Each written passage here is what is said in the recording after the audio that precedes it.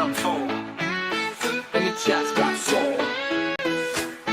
From the gavel to the gas, we're watching it all. Covering the courtroom, big case or small. Laugh when we can, cry when we must, but it's all real talk, you can count on us. We're not the pros, just fans who care, with popcorn in hand and a comfy chair. And every twist, we're right there, together like we're all in the witness chair. This is the Broken Baker, where the trials come alive, where the chat is wild and the vibes survive. We're watching the worst of what people do, but we keep it light, yeah, that's our truth. It's the only place for crime, and it feels just right. We bring the justice talk into your night, so hit that stream, don't miss the call. At the Broken Baker, we cover it all. Oh yeah. We're just laymen with the view, but we ask the things the world wants to. Digging through the facts, side by side. Even when it's dark, we bring the light. No clickbait, no fake feels, just truth and the highs and the reels. With the chat that roasts and writes, we're just here for the case and the vibes. This is the Broken Baker, where the stories unfold, with a smile in the heart, even when it's cold. Yeah, we cover the bad with a wink and a grin, where the real talk starts, come on, jump in. It's the only place to be, can't you see? For trials and truth, it's BBTV. The Broken Baker, where the trials come alive. Yeah, we'll be here, trial of the trial. Yeah.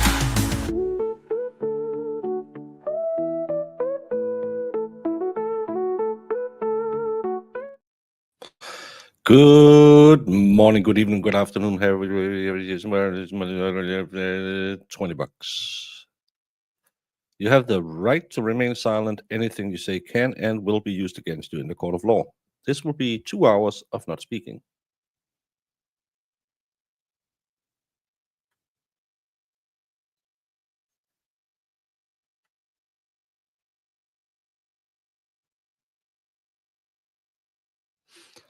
Holly has the right, but she doesn't have the ability. If the moon was made of spare ribs, would you eat it? I'm not a big fan of spare ribs, so I would go with no. Hello, Cal Soup, and Purple Pixie Dust, and Mr. Anime. Vicky had, I don't think I've seen any jurors speak out.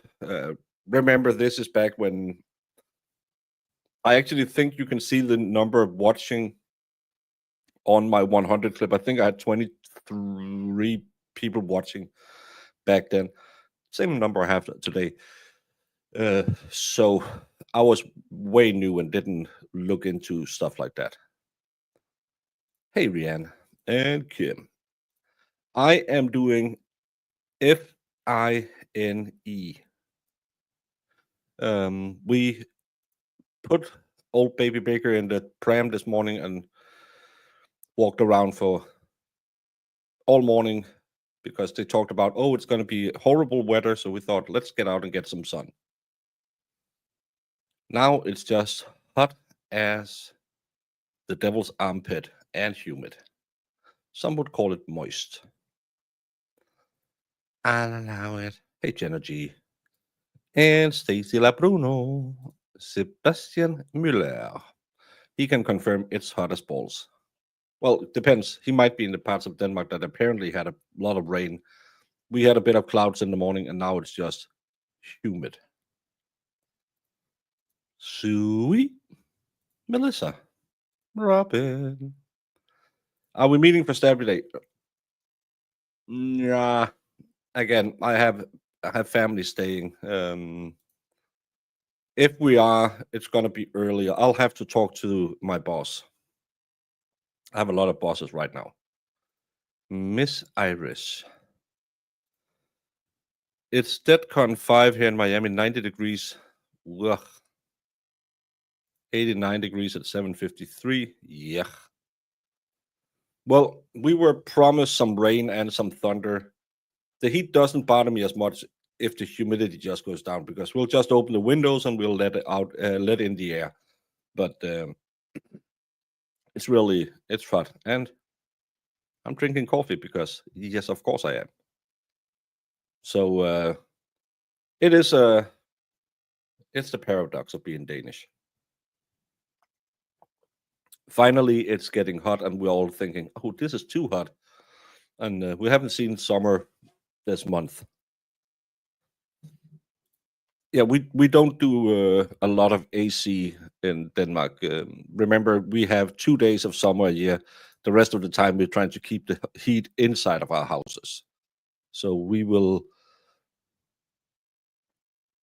Well, it's with the air pumps that we're getting. They have like you can take out a little bit of the heat. That's mostly what you would get in a home if they have any air condition. The rest of the time, we just suffer the heat and open the windows because we try to insulate our houses as much as possible. Because again, um, it's cold most of the year, and we have to heat out our houses.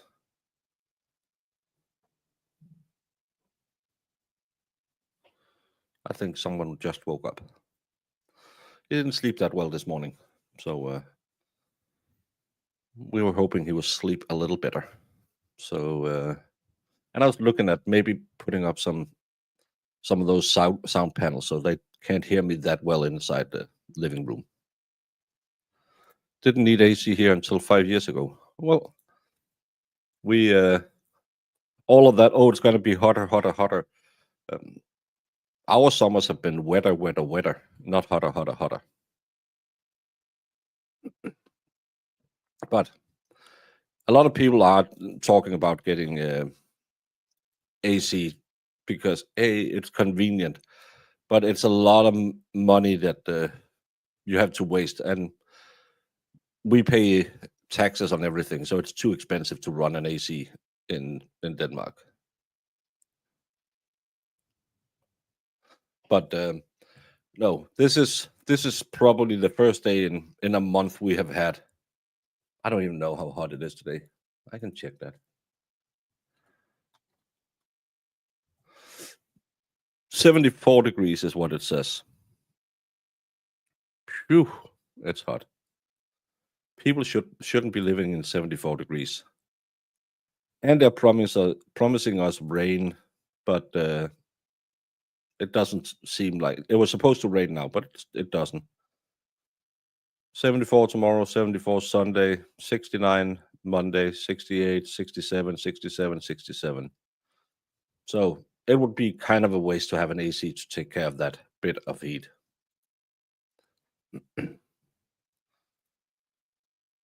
Humidity 94, that's horrible. Yeah, we still in apartment buildings, you wouldn't have that in Denmark. You just open your window and let in some fresh air.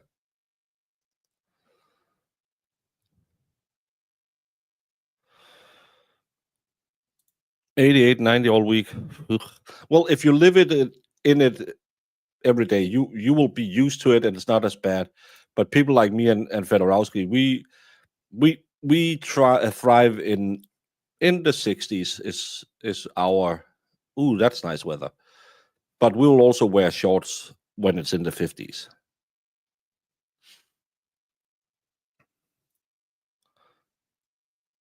Yeah. Well, didn't Britain have a heat wave a couple of days ago? We have had a lot of rain. Hey, Show Life. Hello, Kelly. Yeah, it takes you a few. That's the good thing I would say about going to Tennessee, because you have all weather all day. So you just wait 5 minutes and then there's some weather you like. I haven't seen snow yet, but the rest I've seen. Hey, Dodo. Surprisingly well after he fell out of the bed. We had a crisis. Southeastern Pennsylvania, first nice day in over a week, 84. Ooh. Ooh.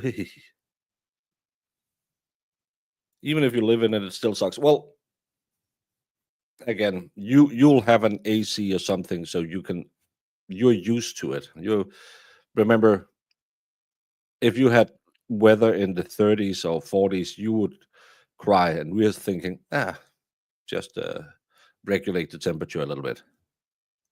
Hey, Kathleen. Stringer Bill. Polyby. Yeah, I saw some British streamers I'm following said it was really bad. Took me years to get used to Florida weather. Yeah, that I'm not good with humidity.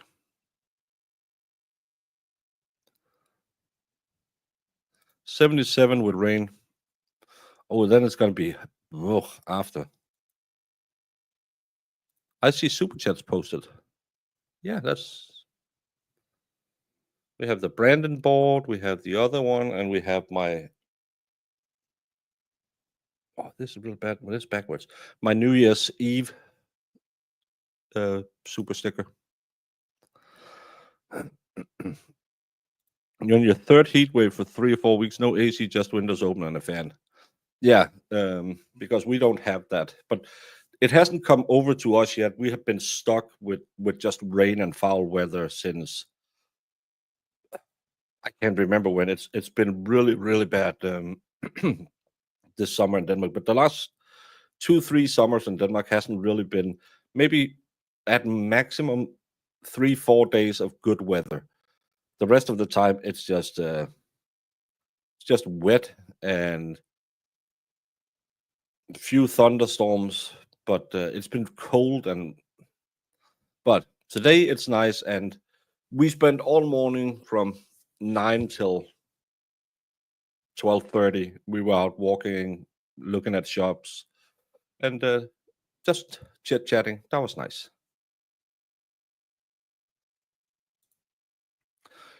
Yeah, that's another problem when you use all that AC.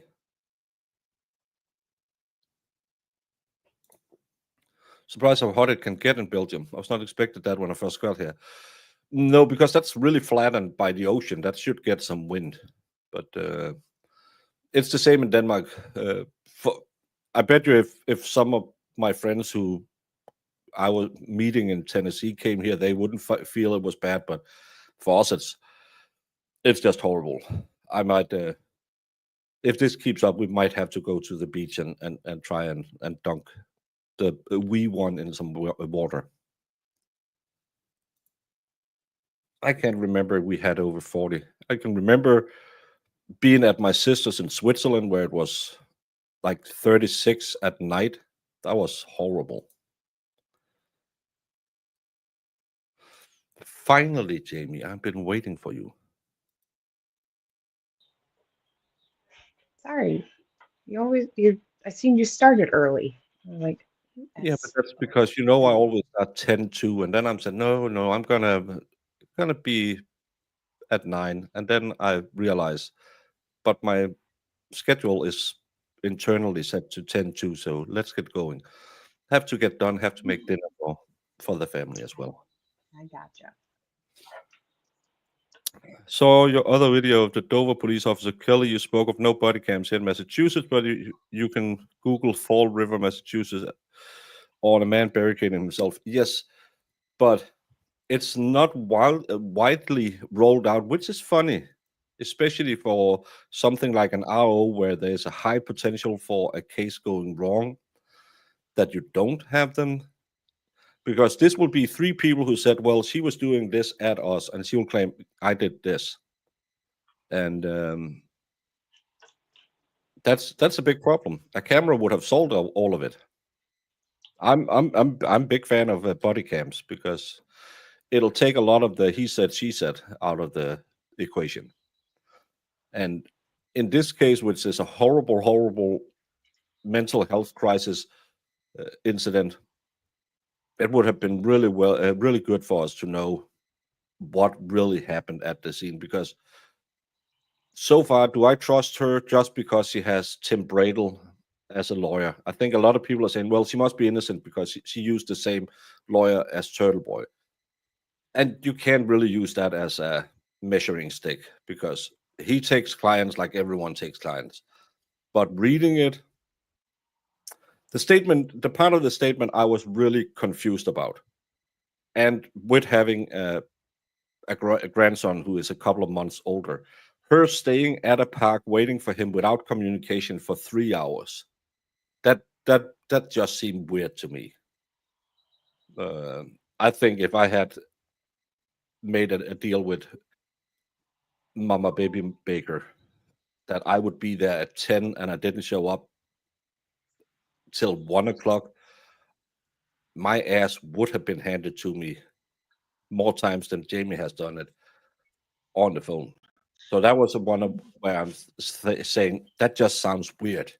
But then I think, well, she did suffer from mental problems, so maybe she just potted around in that park for 3 hours and thought, yeah, he'll come in 5 minutes. I wouldn't have stayed that long. That's not the Danish way. We give you 5 minutes. If you're not there, we hate you for the rest of your life. That's harsh. Well, you can just if you make an appointment and say, hey, I'll be there at 1, at 1:02 you're late. At 1:05 you are on the hate list. If you don't text and say, hey, car trouble, at 1:10 I'm gone. And if you call me at 1:11, well, F you. That's not my problem. Because it's disrespect to make an appointment and don't show up for an appointment.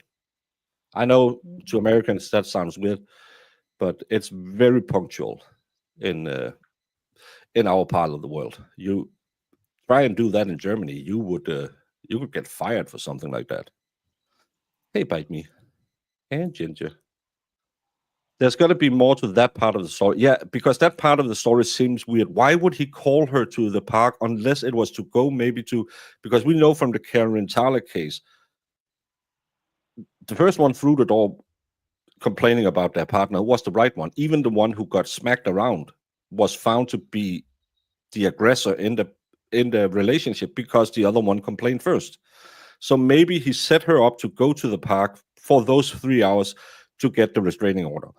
I just don't understand why the hell would you stay at a stupid park for 3 hours with a 5-month-old baby? I would have been out of there.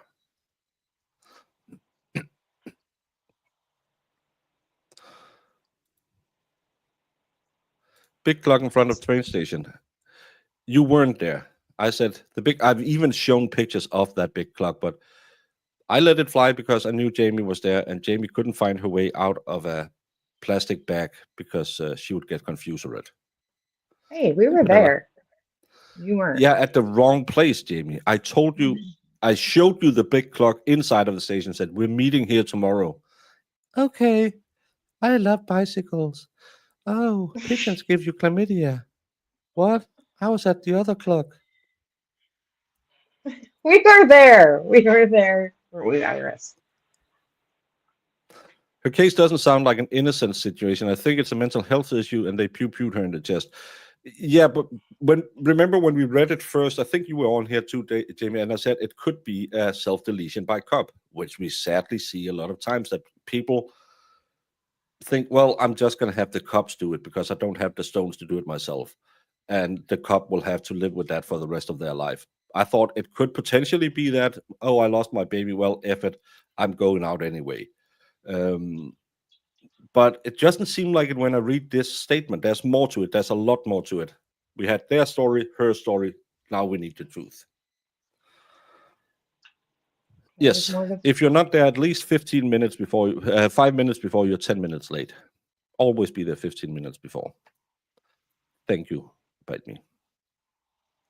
We have a 5-minute grace period at my word, so if I clock in at 8:04 a.m., it goes back to 8. I told my kids when they started working, always be the one that's there 5 minutes early, because they might not remember you, but they will remember the one that's 5 minutes late, and not for a good thing.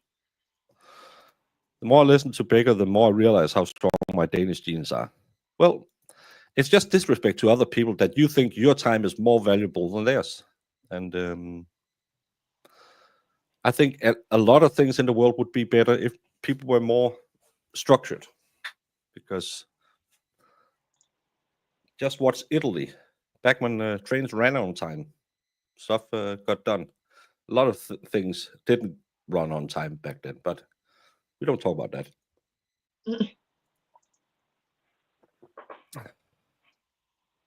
Why would you traumatize the kids? We were talking about Kelsey Fitzsimmons, the cop who was pew-pewed in the chest by her coworker. The horrible thing that was that her and a coworker had gone to a scene where something like this had happened a year before, and this person apparently had been her responsibility partner, trying to get her out of the trauma she suffered from that, and now he's the one. Imagine how he felt after doing that. That must have been horrible. So yeah, you don't have to send me pictures of that horrible animal. Least harmful force. He pewed to kill after they took the baby who was not at harm. Yeah, but again, it's the ROs are always or has become high stress situations because so many of them goes wrong. And they claimed they had a deal with her to go pick up her remote hole puncher. And if she grabbed it in the drawer and just did this, well, there's no reason. That's one thing. But if she did, well, you can just you can understand how cops can be. They don't like freedom hole punches. It's bad to see one of those. So, but we'll find out. No dates for her arraignment yet, but we'll have to see what comes out of there. But being from that it is from Massachusetts and Tim Bradley is involved in it, I think it'll be very partisan again with people who will think, well, just because she has this lawyer, she's innocent. It's the same with the case AJ got down in California. A lot of people, oh, he's innocent. No, he's not innocent. He was an idiot who drove too fast, but he's overcharged. That's a completely different thing. Him getting struck with a murder rack, that's absolutely insane. But people, it's not the lawyer that determines if you're guilty or not guilty. It's you. Even if you're the biggest a-hole, you'll have the best lawyer you absolutely can afford. And we know that Tim Bradley and AJ has done some good work. So of course they're getting some cases where there's a little more focus on them now because people know their name. Just like going to the favorite bar where everyone knows your name, Jamie. Yeah. We will finish today. I'm just talky, and I shouldn't because I need to go. We're having tortilla wraps tonight, Jamie. Just the tortilla wraps. What are you No, we're putting gonna in make them? some meat and have some salad and put stuff in them, Jamie. We're not just taking a flat bread of tortilla and say, hey, let's put on a sombrero and sing La Cucaracha. This is Mexican food. That's not how it Roll it works, up and even in eat it. Denmark, Jamie. Well, we call it tortillas. You wouldn't call it tortillas. We have the big flat old tortillas and put some stuff in it, and hopefully it'll be good. Hey, Lulu Hertz.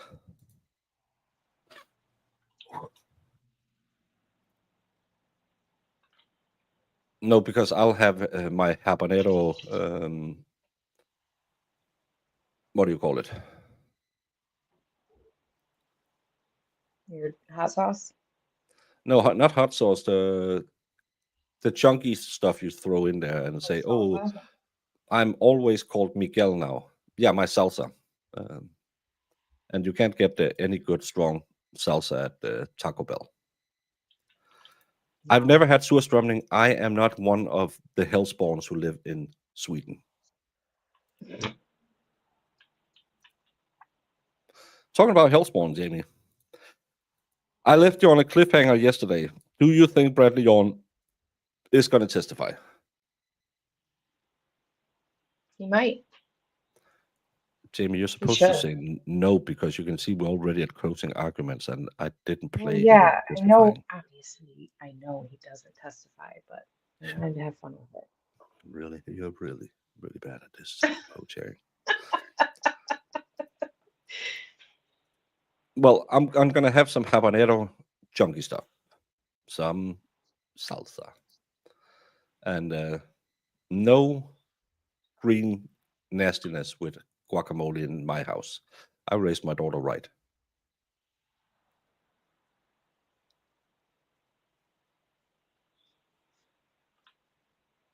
I always think of our grandson as twins from another mother and father and continent because they were born on the same day. Enjoy your time with him. I will. I have already. He is a charmer. He's a little momsick, but he's a charmer. Well, Shax, Jamie didn't watch the show. She was on the show, but she didn't watch it. The amount of times where I've sat here and said, "Oh, that was interesting, Jamie." What? Did you see that argument? Didn't MG show this case once? Yeah. Well, yeah, I watched it with him. Jamie, you've been on for both times I streamed it. Oh, you streamed it too? He's too young to do I Lego. don't even know what Lego you is do more. on here half the time. So Yeah, I I don't. don't know what this stream is about ever. Hey, Tom, how are you doing today? Let's get into it. At 77 years old, Tina Lohman had raised 4 children. She was a wife, a mother, a grandmother, a great-grandmother. She ran a successful business with her husband, but what was really important to her was her family. No, it's absolutely fine. And as you said, you must get a lot of notifications about people wanting you to look at cases. No, I get the same case 45 times in a row, and then no one watched the video I do on it. F all of those people. I hope you watched it, RJ, because I did make a video on it. Another horrible case where I think instead of getting him a second-degree unaliving, he should get a medal and a special day named after him, even though I don't support vigilante justice. If you give a creep with 43 sexual child charges pending, a bond for, was it 20 or 25,000, and you find your daughter, who is the only witness to 4 of the charges against him, in a car where he won't let you out, her out of it, even though you might be a little iffy on the details and may have played up his role a little bit. I am saying use your remote freedom hole puncher all you want. And for good measure, after putting 15 new holes in him, just pistol whip him a little bit. He deserved it. But of course, innocent until proven guilty, or for both of them. Maybe the stupid states should stop letting creeps out on the road. Well, he had a do not contact order. Yeah, they work. It's almost like Jamie. Do you know? I've been thinking about a thing we should try and get through legislature in Denmark and Americas. What? What about we said people couldn't unalive anyone? Because if we believe so much in stay away orders and restraining orders, imagine if we made it illegal to unalive people. No more unalivings would occur. Mm-hmm. That works I'm out just real thinking, God had it on in one of the 10 commandments. You're not allowed to eat cheese sticks on a Tuesday. Second commandment, crabs. Don't get them, don't eat them. Third, don't go unaliving people. I think that was Bible on a Budget, Jamie, 10 commandments this Sunday. But imagine if we had those laws, because laws work. If we made it illegal to unalive people, just like we make it illegal for a creep like that to contact a girl that he had molested, nothing bad would ever happen. I'm just, well. why have no one thought about that before? You're a genius. I heard they might go the self-defense route. No, it's a defense based on he had the right to do it because of the girls. It's a righteousness or something like that defense. I was looking at it and thinking, I'm not going to say anything about it because I don't really understand what that means. And they're all covering for him proves then would not have otherwise have justice. Everyone covering for him, putting a gag order on the family, even the victim. The victim would not have been able to talk about the case. Imagine if his case went on. Well, he's dead, but they were not. She was not allowed to talk to anyone about him doing bad stuff to her. She couldn't even go to a therapist with that gag order. Highly illegal. But yeah, she's not surviving the encounter with me either. I can't imagine any jury convict. I'm reading the charges and then they, Your Honor, we'll just go with jury nullification. Thank you so much. Making theft illegal would mean that no one would have to lock their doors. Yeah. Imagine if we just made those rules, the world would be a better place. Free mouth hugs to people who use the name Broken Baker and streams on YouTube should be a law as well.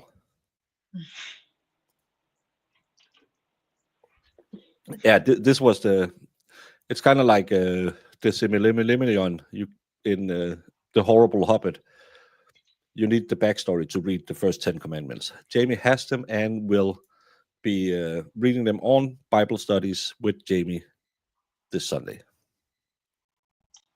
Be there, be square.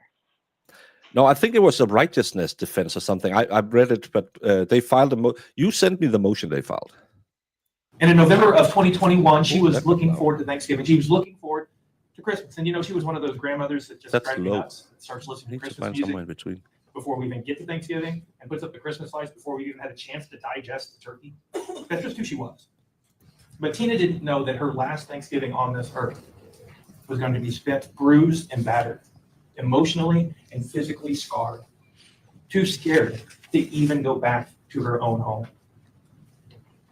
Because at 5:30 p.m. on November 9th, 2021, when she pulled over to the side of a dark, lonely country road looking for help, instead of a kindly stranger, that man showed up instead. Objection, Your Honor. Grounds. Mr. Jones does not know that I'm that man. All right, objections overruled. This is argument, Mr. Yohn. This is not evidence, it's an argument, not scold. Oh, I think I taught you that word, Jamie, before. It means snot shovel. It means you're stupid. And her worst nightmares showed up in the shape of that defendant. Over the past 5 days, you've heard the testimony, you've seen the evidence, and learned what happened to Tina over the next 60 minutes of her life. You've heard from her husband and from deputies about what she told them. You've seen the injuries that man inflicted on her body from Dr. Kagumba and Jacqueline Oglesby. And you've heard from her daughters about the pain and trauma that she was dealing with for the last 33 days of her life. What the defendant did to Tina Lohman on November 9, 2021 was random. It was violent. It was horrific. It was a nightmare. It was something that no 77-year-old grandmother should ever have to experience. What he did to her on that day was sick. It was twisted. It was perverted. What he did to her on that day was a crime. And we have names for these crimes. We call them aggravated kidnapping. We call them home invasion. Thank you, Jemima. This is why when every time Jemima sends me, the Coburger judge and the plea deal, but it's still, and you have, I just send it back. Talk to me like I'm 5 years old. And she does. And I'll then send it back and say, talk to me like I am a 5-year-old with learning disabilities. 4 years old, 3 years old, 2 years old. In the end, I'll just say, just paint it with finger paint. And we'll figure it out. And then I'll let Mo have the story because I don't understand it. We call them aggravated vehicular hijacking. We call them aggravated criminal sexual assault. And we call them residential burglary. And I know you have been here all of the last week, and you're here today on a Monday morning.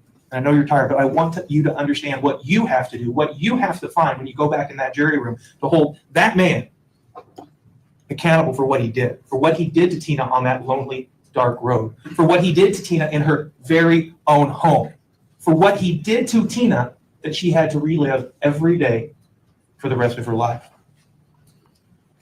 The judge is going to tell you that to prove home invasion, we have to prove 5 things. And again, there's a lot of information here. I apologize. We have to go through it though. The first proposition we have to talk about is we have to prove beyond a reasonable doubt, and you have to find beyond a reasonable doubt, that the defendant was not a peace officer acting in the line of duty. He wasn't. We all know that. That's an easy one. That one's been proven. The second proposition, the defendant knowingly and without authority entered into the dwelling place of another. We saw the photos of the door. We saw what he did to the door. We heard what he did to the door, how he kicked in that door. We saw the shoe prints. We saw the damage that he did to the door. We saw his footprint inside the residence. The shoe print that exactly matched the shoes he was wearing when he was arrested just a day later. We saw his DNA on the safe handle. There are 50 people in this room. We could multiply that by 4, and we would still expect to only find 1 person with that same DNA. That's a very, very, very low DNA hit. 230, 1 out of 230 is absolutely not proof of anything. Remember, other cases, it's some trillions, bajillions, gajillions. 1 in 230 is absolutely not a high hit on a DNA sample. It's enough to use in this case. If you had a good defense lawyer, he would eat that up, because you could argue, well, we are living in a city of 25,000 people. There would be 100 people that could match this profile, because it's 1 out of 250 people on Earth. So it's really, really lucky with that weak DNA evidence that Bradley Yohn is a mouth-breathing moron that makes redneck seem like Harvard professors. DNA. Shoe prints. DNA. His DNA on her bloody Depends, on Tina's bloody Depends. We could multiply the number of people in this room by... Yeah, MG, you would have torn that apart if, as a lawyer, you would have said this is absolutely, this is proof of nothing.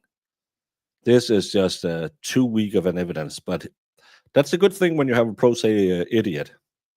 They will let everything get in, and they can't argue against it. 6 and find still only 1 person.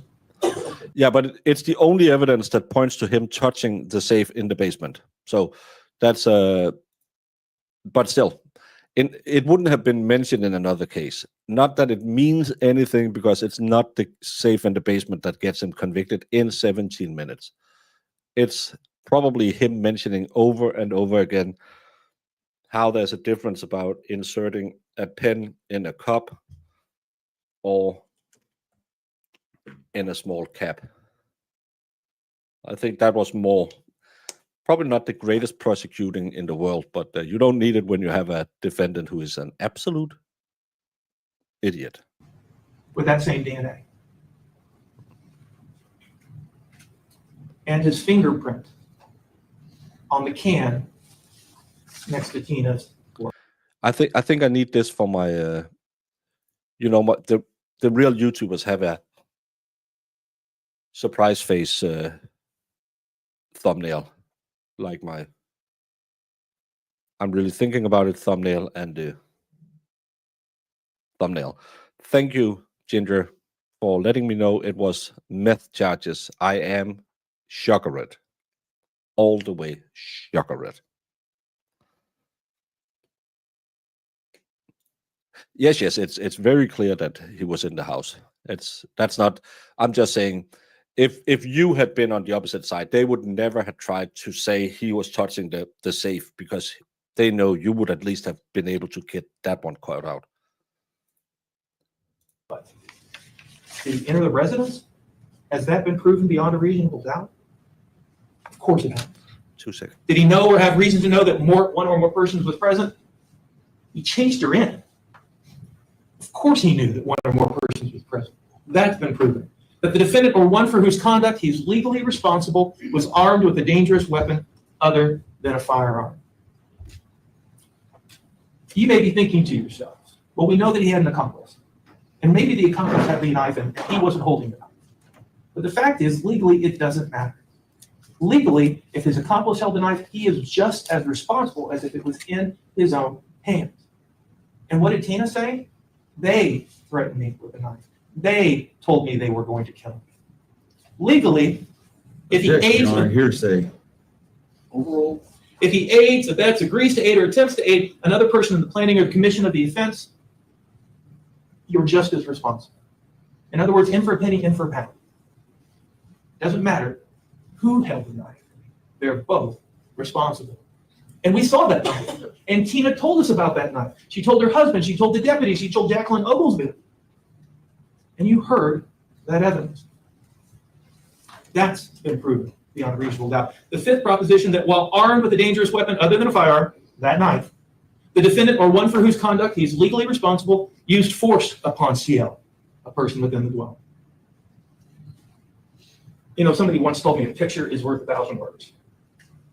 That picture shows you exactly what was done to Tina Lohman in her own home.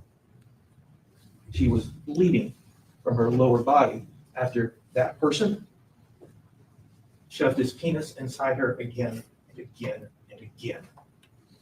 He left her bloody. He left her bruised.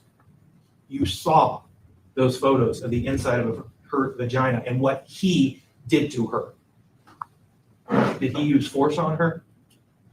You're damn right he did. Did he use force on her?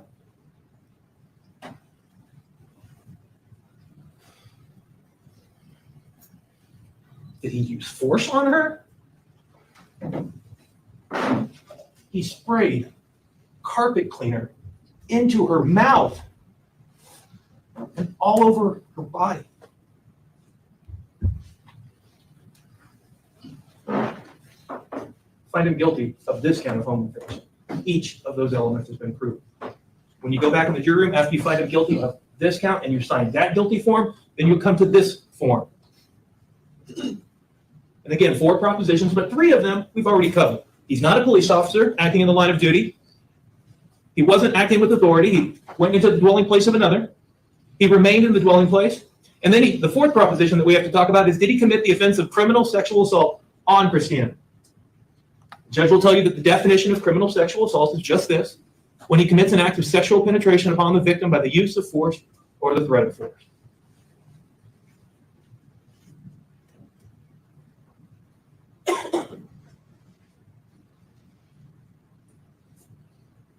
We know what he did. Find him guilty of that count of home invasion and sign that verdict form. Then you'll come to the count of aggravated criminal sexual abuse. Again, there are 3 propositions, but guess what? The great thing for you guys is we've already covered every one of them. Did he commit an act of sexual penetration about CL? Yes, he did. And we saw the photos, and we heard the testimony, and we saw the results. The act was committed by the use of force or the threat of force, and that CL, Christina, did not consent to the actual sexual penetration. We've heard that evidence. It's been covered. I'm not going to show you the photos again. You know. And did the defendant or one for whose conduct he's legally responsible display or threaten to use a dangerous weapon other than a firearm? They threatened to kill me. They held a knife to me. Find him guilty of that count and sign that verdict form. And then move on to the next crime that the defendant committed on November 9, 2021 to Christina Lohman, aggravated vehicular hijacking. Because he took a car from her, took a motor vehicle from the person or immediate presence. He's only of going to CL. talk about an hour. This car where we found not 1, not 2, not 3, but 4 fingerprints and palm prints, all matching the defendant. The car that we saw him driving in Hannibal, Missouri. The car that belongs to the keys that were found in the purse that he was wearing when he was arrested in Springfield. And the purse that he had around his shoulder when he was on that video in Hannibal, Missouri. Did he do so by the use of force or threatening the imminent use of force? We've already covered that. We've talked about it in home invasion. Did he use force? Absolutely, he did. And finally, the 3rd proposition was Christina over 60 years of age. And we've heard that testimony as well. She was 77 years old when this happened. And 33 days later, she died. After you find him guilty of that count, they move on to the next verdict form, residential burglary. Again, the great thing is we've covered most of these propositions before. Did the defendant knowingly enter the dwelling place of another? Did the defendant do so without authority? Covered both of them. Those have been proven beyond a reasonable doubt. The question then becomes, did he do so with the intent to commit a theft therein? He stole her purse. The purse that she was wearing, he was wearing it less than 2 hours after he did those heinous things to Tina. How can you be such a bad criminal that you're apprehended 2 hours later? Because he's just an idiot. Yeah, but at least spend a little of well, he did play some video poker, but 2 Yeah, hours.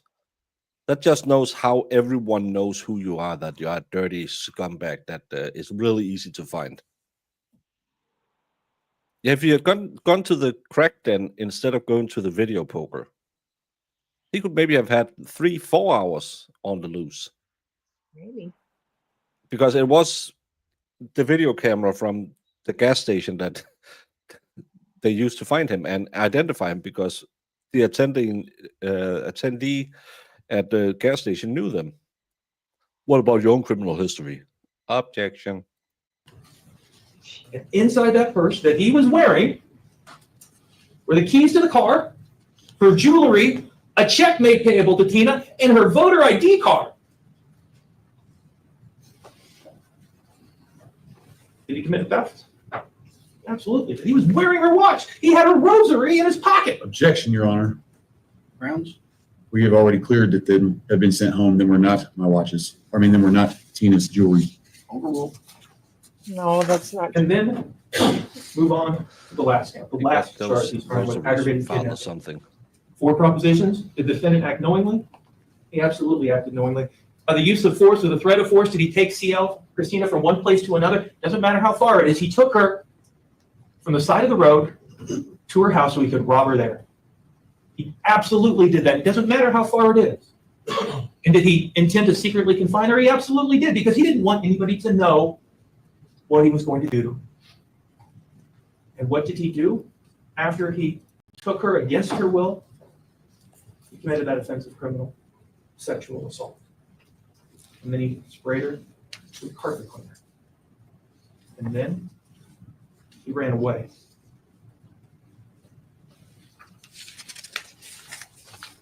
On November 9, 2021, the defendant stole a car from Tina Loman. He robbed her of her jewelry. He violently, sexually assaulted her in that car. Then he kidnapped her and took her to her very own home because he wanted more. He wanted more money. He wanted more jewelry. He wanted more of what he did to her in that car.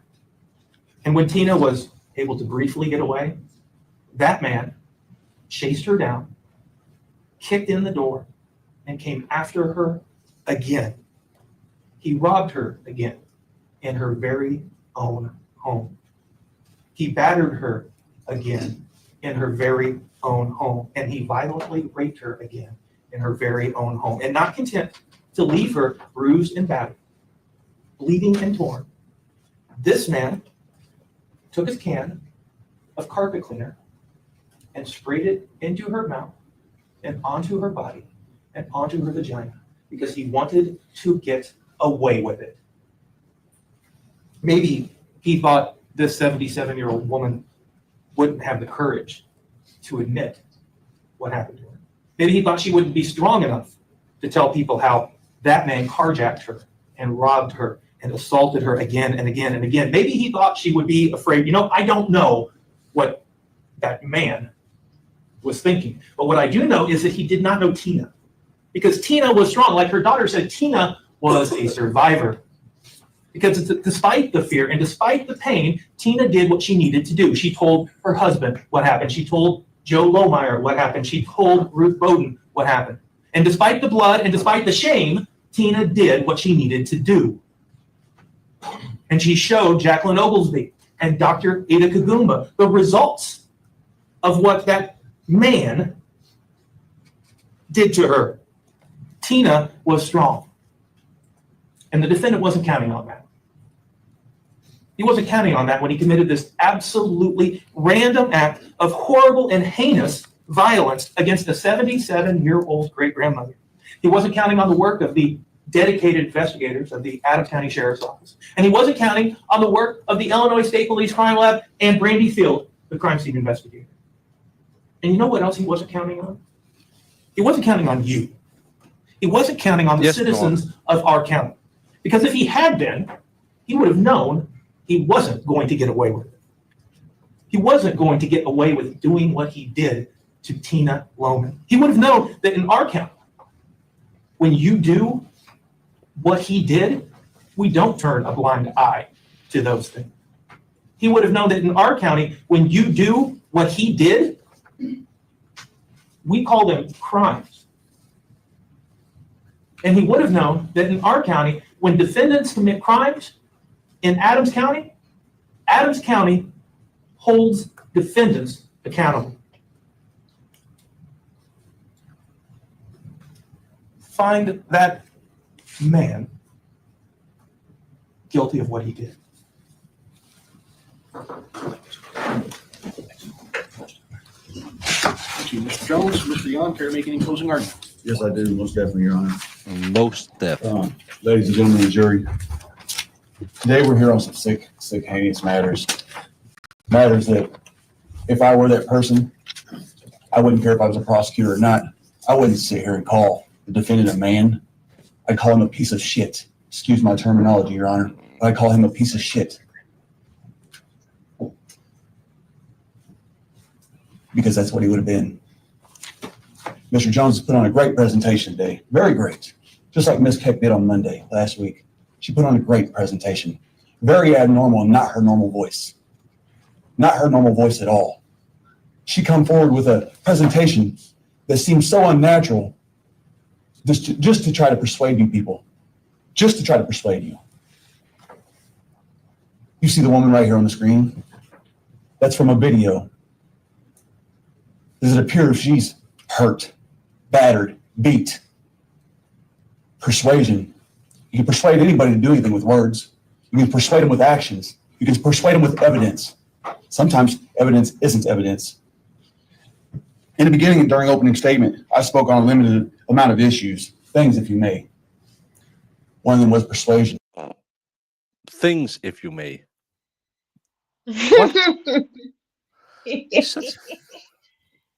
Oh, I know. I love that Tina Keck changed her voice to try and persuade you, Jamie.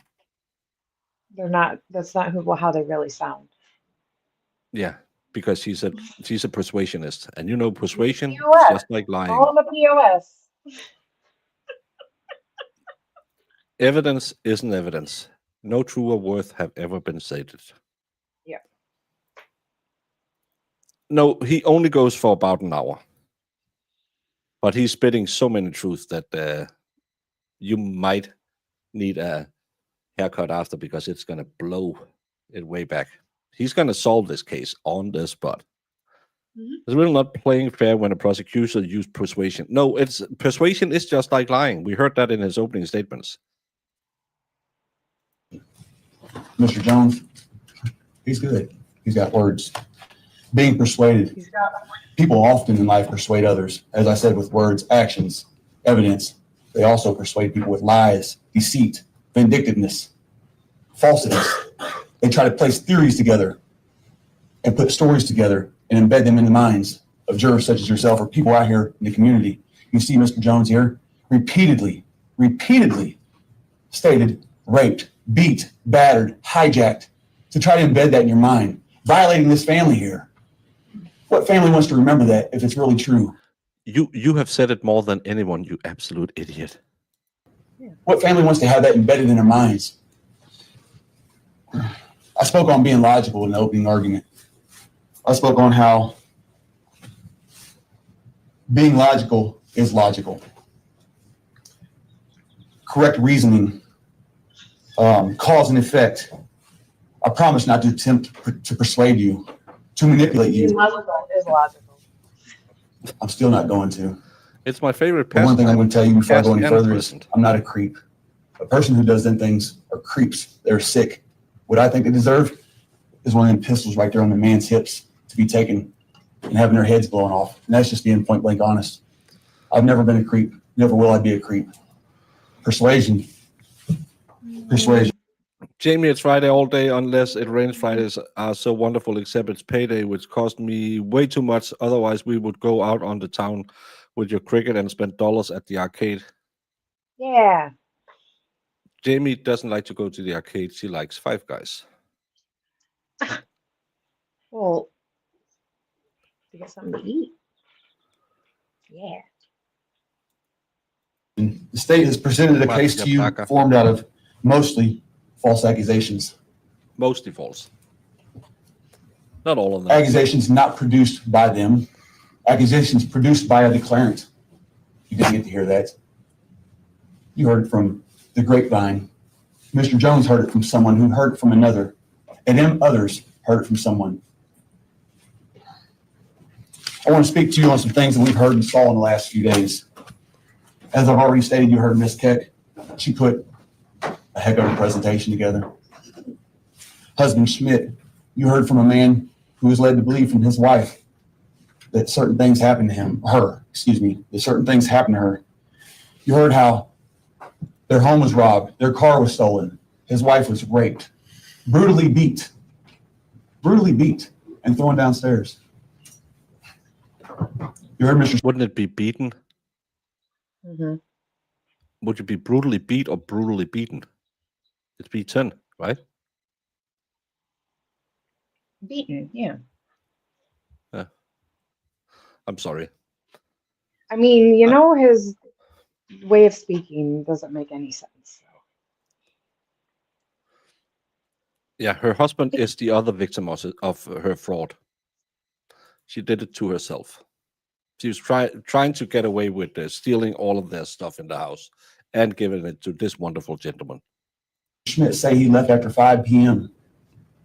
After 5 p.m. In the state's direct examination, you heard him state after 5 p.m., approximately 5 to 10 minutes. Upon cross-examination and recalling Mr. Schmidt, it changed to a little bit before 5, right around 5. It takes approximately 5 to 8 minutes to get to farm and home. 30, 40 minutes there. It'll put you at 5:50, 5:55, 15, 20 minutes home. All the way out to North Bottom Road, 4300 Bottom Road. Put you after the time of 911 call. And that's a fact. You didn't see that though. You heard Mr. Schmidt state that he was in his garage and he made this call by himself. By himself. At the opening of his garage. Is exactly what you heard. You heard that from Mr. Schmidt. But did you not hear the facts though? There was another person on that phone call. It wasn't by himself. It wasn't by himself at all. What is he talking about? You heard him. Have we heard the 911 call? No. But But what is he saying?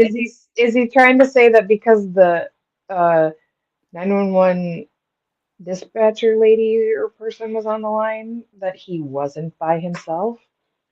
Is that what he's getting at? Remember, the chief of police are friends with this family, Jamie. They set him up.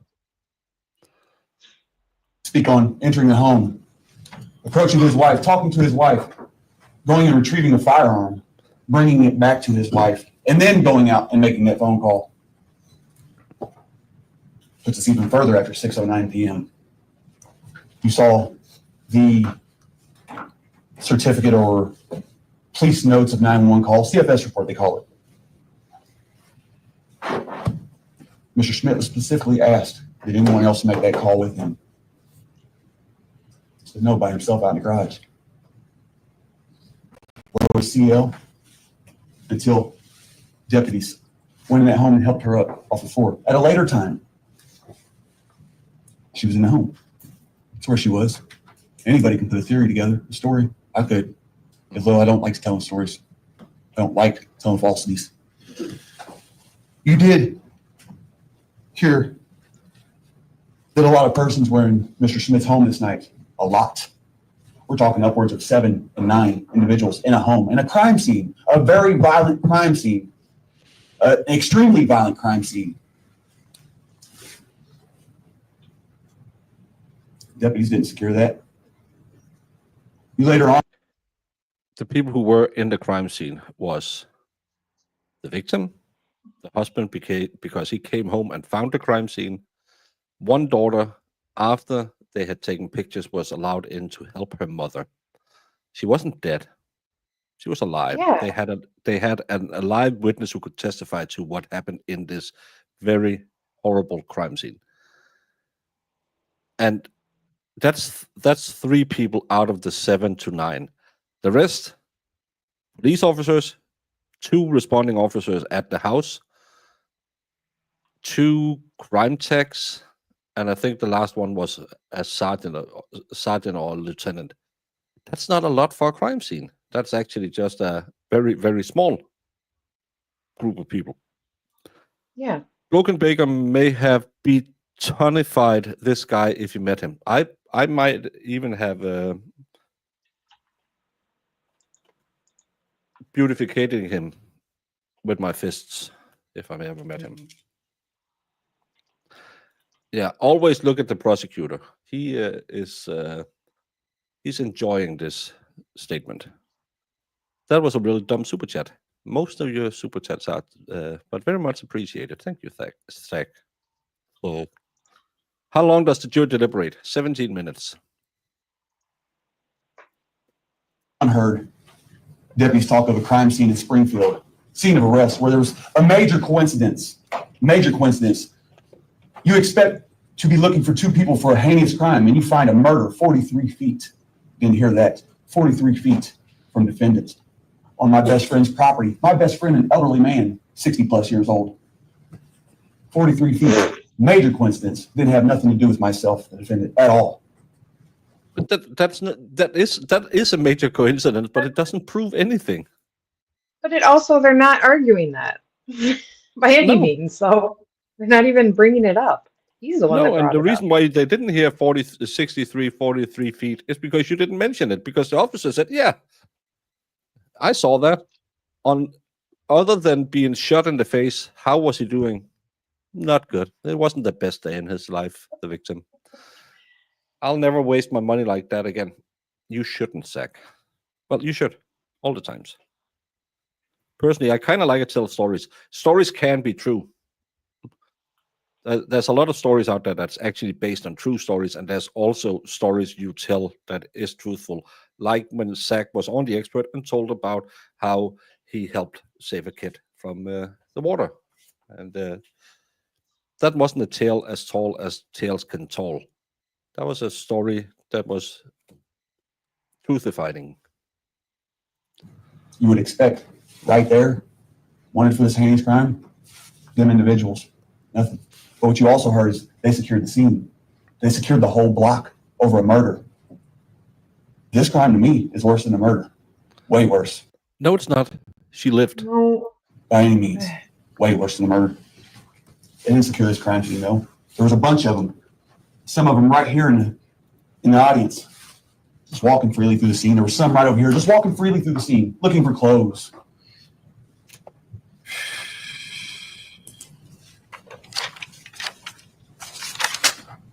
You heard of blood producing, not just what you've seen by oblique lighting or special effects or flashes. You didn't see the original pictures. You heard of bleeding, blood producing claims, bone breaking claims. And I apologize for getting intense with y'all. This is my life on the line. For bone breaking and blood producing, abrasion producing claims thrown downstairs. Exhibit number 77 was on the screen for quite some time a little while ago. That was a 77-year-old woman, 77 years old. Not sure. 77 years old. to be battered and brutally, heinously beat and raped. Not just once claimed to be raped, but several different times.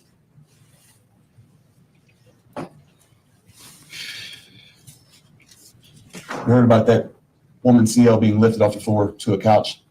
You saw blood by special effects on the floor. But was there any blood on that light gray suede couch? Why does he keep saying by special effect? Not a bit. Because it's not true, Jamie. It's a Was lie. there any on that chair? Not a bit. That was an incontinence issue. And I apologize for talking about the woman's personal issues, but that was an incontinence issue. You heard Mr. Schmidt state that he relayed that the male had taken off CL's top. You did not hear that from CL. You had the opportunity to, though. Thanks, Zach. How? She's All dead. of you did. I object. Why? Because they didn't want you to hear that. They didn't want you to hear the discrepancies, the complete contradictions. Damn near everything has been placed forth. I apologize. Excuse me again for my language. Hip replacements, throwing downstairs. You can take your inference from that. How? How can I, You heard Miss Oglesby state that an elderly female Jamie? What inference can I make from a hip replacement and thrown downstairs? Because she's fragile as glass, apparently, and the fact that But she. what would pop inference back can I up- make for that when he doesn't tell me what inference I can make from it? You're supposed to just know what he's talking about. Duh. Iris don't need to be number So one, just clear. need to be Zach. And number two for the win. presented with sexual Yes. assault claims. Clear as The day seal with had his word. tears of a centimeter value, 3 of them tears. The seal was grabbed and held down, penetrated in the anus by penis, finger, and object. Remind the Penis, finger, jury. and object. Yeah, tell him all about it. What object was it? Because there's a knife and there's an aerosol can, which is bigger than the diameter of that cup. But you saw what a penis and fingers did to a vagina. Patient declined. That was her notes. Patient declined. These are all things from CL. What does that have to do with anything? A whole floor. A whole floor. She was throwing down. Brutally throwing down floor. From one level to another. Sadly, It no. appeared to be brutally thrown down a set of stairs, tumbled down a set of stairs in Exhibit 77? No. Why? Because they were lies. That's exactly what they were. Husband Schmidt, excuse me, I apologize. You heard Nurse Ogilvy's documentation. You saw it, I'd hope. 3 bruises. 3 bruises. After being physically beat. Descriptions that a doctor after her you did not hear contradicted. You heard how this assault was at 5:28 p.m. And the admittance to the hospital was at 19:43. 5:28 or 5:30, as Mr. Jones says, to 7:43 p.m. The admittance time. The exam time started at 10, approximately 10, 9:40 p.m. You heard that from Nurse Oglesby. 4.5 hours later. Pictures. Saw pictures. Ask for the file info. Computers. They have forensic documentation, file info. Judge, at this point, I'm going to object. There was no evidence of this, and there's no evidence of tampering. Sustained. Admittance times do not lie unless you can be persuaded, unless you have connections. 7:43. Time for admittance to blessing. You heard both daughters state that they arrived to the scene after Deputy Lohmeyer. Where's Deputy Lohmeyer? Deputy Lohmeyer's not here today. He arrived at 6:36 p.m. They arrived after Deputy Lohmeyer and was outside. You heard them both say for over an hour. Admittance time was 7:43 p.m. I don't have to lie to you. I don't have to feed you a story. That was the time. You heard it. Nurse Oglesby. They waited outside for over an hour. And then They said we don't remember. Over an hour.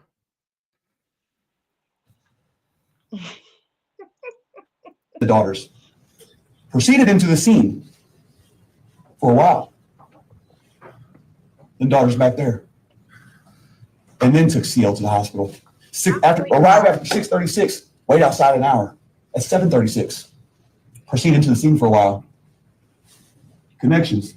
How did she get to the hospital at 7:43 p.m.? They were sure about them times. They were sure about waiting for over an hour. One even said an hour and a half. Connections. What? Are we just word salading, throwing words in there? Yes. Super. Just wanted to throw that in there. He is not telling stories. This is not theatrics. He doesn't like to lie. Remember, logic is his favorite pastime, past and present. In 10 minutes and times with connections. This is not Canton Bradley. Exactly.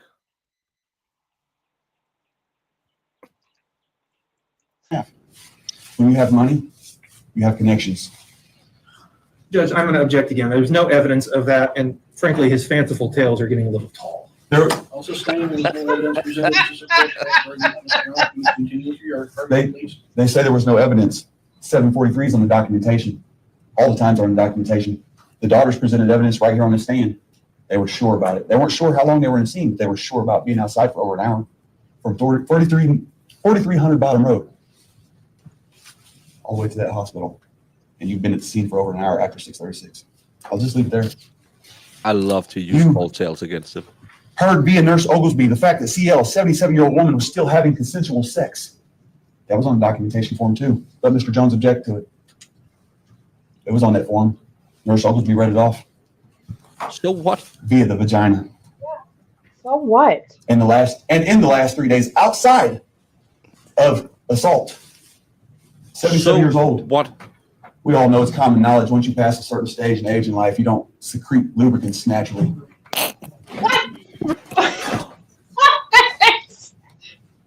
Where did the marks come Oh, from? are you an expert, We had Bradley? consensual sex in the last 3 days. You heard what CL was supposed to have relayed to that nurse, but you did not see the statement. You did not hear it from the person who spoke these claims originally. Next, you saw a gas station attendant appear on the stand. A gas station attendant, and attest to a gas station video at 8:03 p.m. and later. You heard him say that he saw a plastic bag. Who told him to say that? Because he clearly stated after cross-examination that he wasn't sure. Just a bag. Who told him to state that a bag that was not in defendant's possession at the time? Bag of jewelry.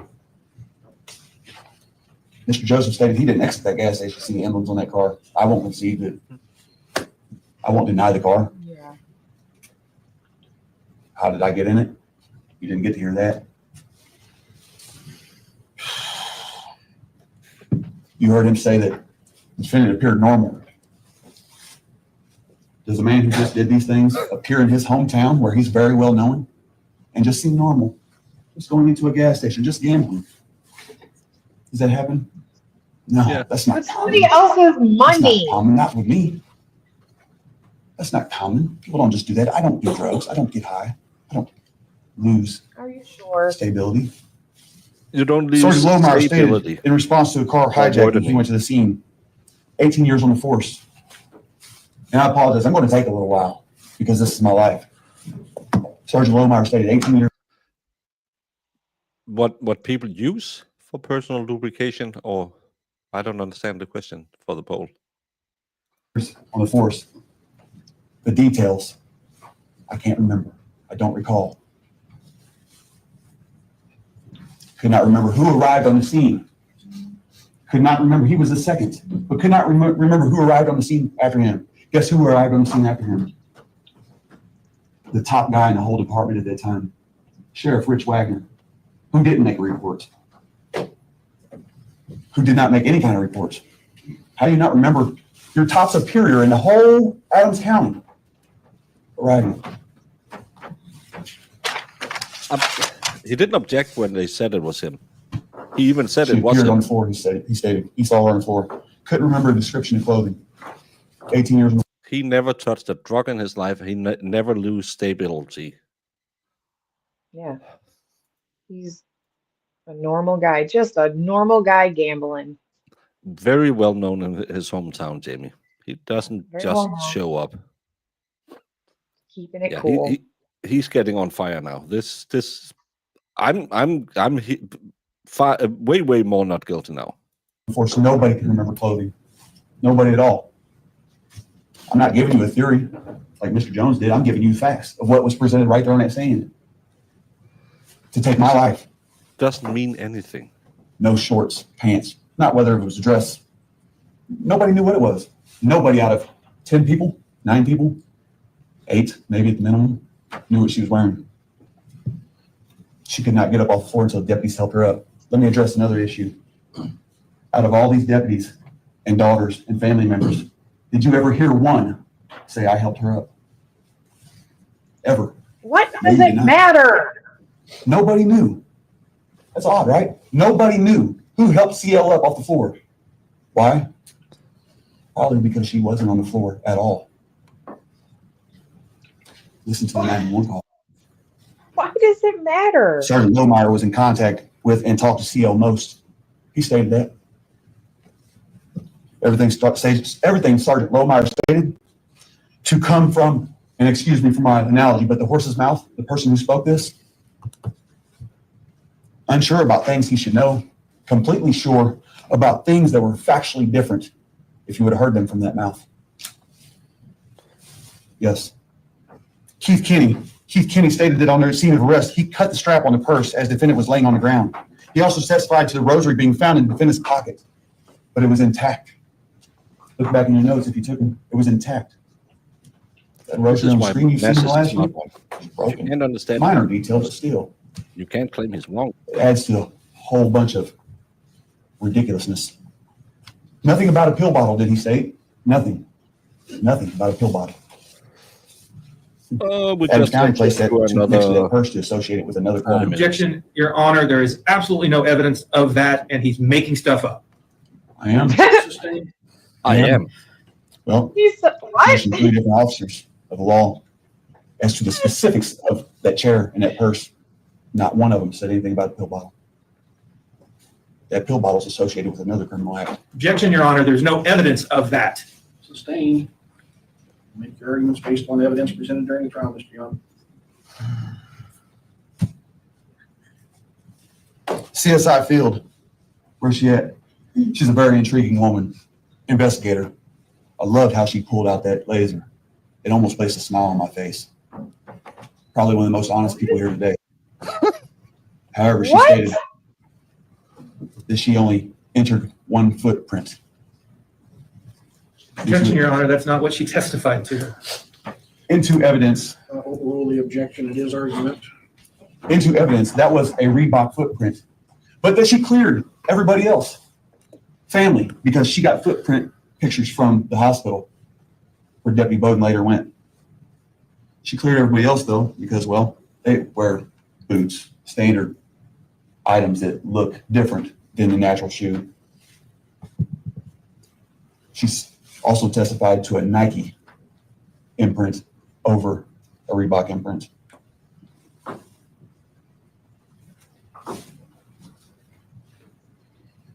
She looked for fingerprints with her oblique lighting and high technology instruments, finding none in the whole scene. She found none, not one. You may ask yourselves, why, out of all them tests that the scientists put forth, there was not a single footprint for Karen Blackledge, not a single fingerprint, and Karen Blackledge was to have touched everything with fingers. No DNA for Karen Blackledge. I'm not going to bat for her. I'm stating that it's odd. Never heard once. Everything was excluded. Because your footprint was from the door you kicked, you absolute idiot. Nor did she find any DNA when she swabbed, but for one place, a safe. A safe handle with 2 contributors. Assumed contributor CL. Other contributor alleged to be myself. That's what the reports say. Evidence, as they say. The man who always touches this safe is sitting here in the audience. Always. He's stated by many to be the only one to touch this safe. That the kids normally don't touch it because it's covered by a partition or a wall of some kind. The only man who ever touches this, and it's built into a wall, as you saw, in a basement. What's the likeliness that he disinfects, cleans, wipes it every time he touches it? Guess what you also heard? His DNA wasn't there at all. Not at all. That's odd, right? Very odd.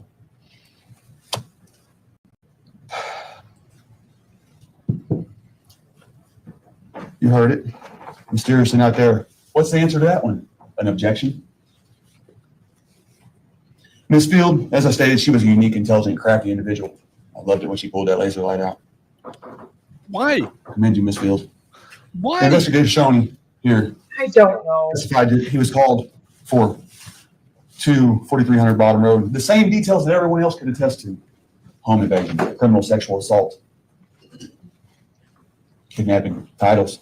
He couldn't attest to clothing that the declarant was wearing. He couldn't attest to the order that other deputies come in. And nobody knew anything about deputies and their orders or anything of such. Just knew about titles. What Investigator Shoney could do, he could tell you the exact denomination value and the amounts of bills in a bag, in a purse, not a bag, excuse me, a purse found at the scene of arrest. He ran down denomination values and the exact count on that stand, but couldn't tell you details of things that should matter in law enforcement. Thank you, Shawlife, for a super sticker of What Investigator Shoney Game Over. did was a search and seizure of evidence That's body shaming. at 1906 Cornell. He couldn't attest to a scene that he was at 6:58 p.m. on 11/9/21. I don't remember. I don't calls. They were in abundance. You yourselves heard this stuff I'm saying. I don't calls. I don't remembers, and I don't recalls. I don't Investigator remember. Miller. She arrived at 7:18 p.m. Then later stated that she observed Timothy Schmidt in the garage calling credit card companies, disabling cards. Disabling cards? Yeah. Why wouldn't he be? You Not the stole his information I stuff. received. That's not the information he received, Jamie. They lied. It was objected to. It was. Were yourselves showing the lineup that Investigator Miller attested to that she organized? No, you weren't. I attempted to enter that. Another objection. That lineup showing no positive identification. Judge, And laughs and giggles. Judge, I object. He's talking about things there's no evidence of. His closing argument is supposed to be talking about the evidence that was introduced, not his fanciful theories and conspiracy theories. I don't know if it's a Objection, record. there's no evidence of Your Honor, identification or not, Mr. Yohn. Your Honor, Argument. Miss Miller attested to. But okay. Yeah. Yeah, okay. Well, yeah. Okay. Forensic scientist, a footwear expert, given one shoe brand as stated a while ago. She wasn't given that Nike brand with that impression. No one else in the scene wore Nike shoes that were of knowledge of. None. Not even the person who admitted to being there, who's already been sentenced to 40 years. The person you were seen on camera with later? Yeah. In her vehicle? Yeah. Come on. Because we like pain. Whose Nike shoes were those that CSI Field found? You might ask yourselves why a big guy like myself would take 2 to 4 times, I'm at a loss, 2 to 4 times or whatever it was, I believe it may have been 3 or 4, to kick a composite wooden door in. You're trying to Not me. Not me. somebody as big as I built me. I homes. mean, it would. I know what real Or- doors are, real wooden doors. I know what composite wooden doors are. That door wasn't taken 3 or 4 times from me. Who wore them shoes? Who wore them shoes, Jamie? Macy Juski, a DNA analyst. Every test before this woman, you heard her state, excluded myself. Every single one. Every single one that was attested to on that stand excluded myself. And that was a fact. I asked her to read them off. Dexter McIlhaney excluded myself. Gil Heine. Or McElhaney. She spoke of how they passed their test with 100% surety. How tests cannot be false. She spoke of the different methods used to test. 100% sure, no doubt about it, right? She said that. until I cross-examined her. Then she got up her own stand, and when I asked her about a test done by a scientist, she stated his findings, which were excluded. You also heard Mason-Jewski test to the fact that the contributor count went from one contributor on the inner pad, but that depends, in Dexter McIlhenny's testing. One contributor means that would be one person, CL. Two contributors in her report number 4. 100% sure, right? Again, you heard her testify to the fact, or I should When they changed what part of the DNA they were looking for, right? That's why it changed. probably say the Yeah. opinion that in item 1H2, a swab from the outer waistband of that depends went from one contributor in Dexter McIlhenny's testing, 100% sure test, to 5 contributors in her testing. 5 contributors. I'll stand here while somebody tells me how that's possible in 100% sure testing. 5 contributors.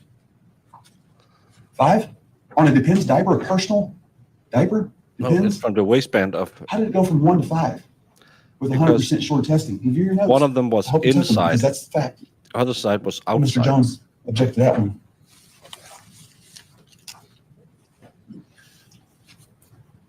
Quite odd. I want to point out one thing to you, ladies and gentlemen of the jury. One thing of very high importance. This should seem very logical to all. She also stated for and on the record that she did not test the actual Depends. She tested the sample of Dexter McIlhenny. Yes, she did. She did. She surely did. That can of 409 spray, alleged to be held by defendant, to have sprayed some elderly woman in her privates and on her body. I'm sickened by those claims. You are. I'm sickened by it.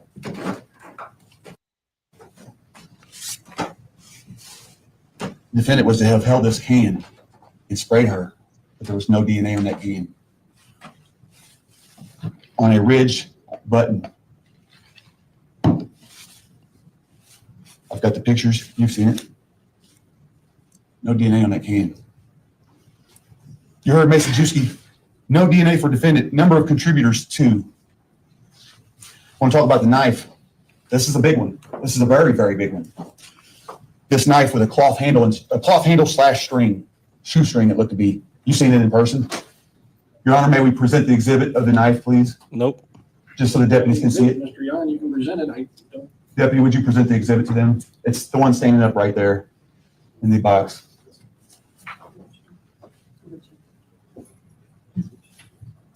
Would you please just show it to them jurors?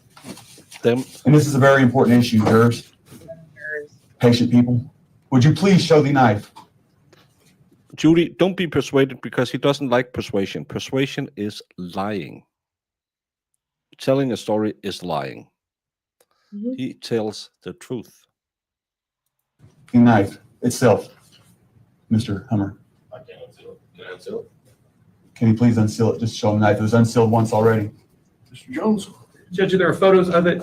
He doesn't have gloves on. I'm not going to let him unseal it without gloves on. There's a photo of it. Can we just use the photo? You saw He's just, him pull it. Go ahead, Mr. Hummer. You're fine. Thank you. You saw Mr. Jones present the knife right here in the middle of the floor. It had a cloth string around it. No DNA for myself or alleged co-defendant. Alleged co-defendant who was supposed to have held the knife. 2 contributors, both being determined to be included. CL and her husband. They were included. If you leave it to Sergeant Lohmeyer, he states the declarant told him the male gained the knife and utilized it against CL. Others say, Ms. Black, Repeat that.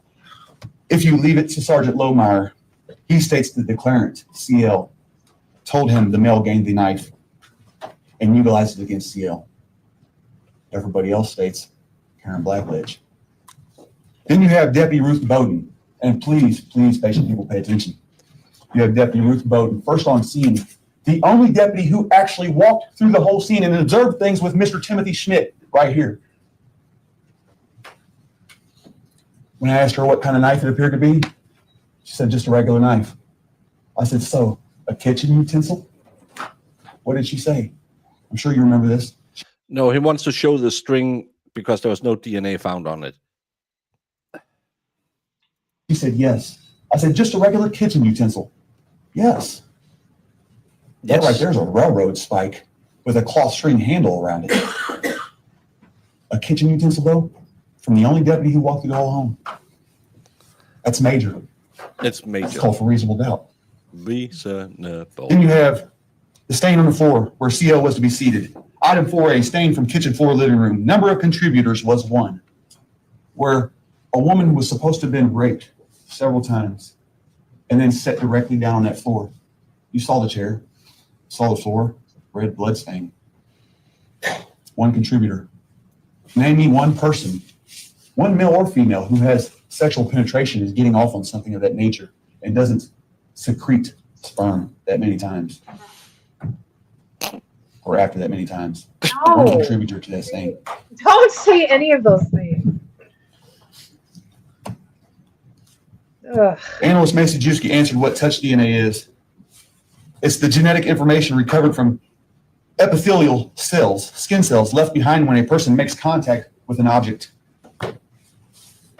Easily left behind. To be grabbed and pulled around one's home by arm is likely to leave a bruise or a mark. You didn't see any bruise or mark on an arm describing them diagrams, that medical forensic documentation form. You didn't hear one attested to. Nor did you hear of any DNA where she was supposed to have been grabbed and led around at home. Not mine, at least.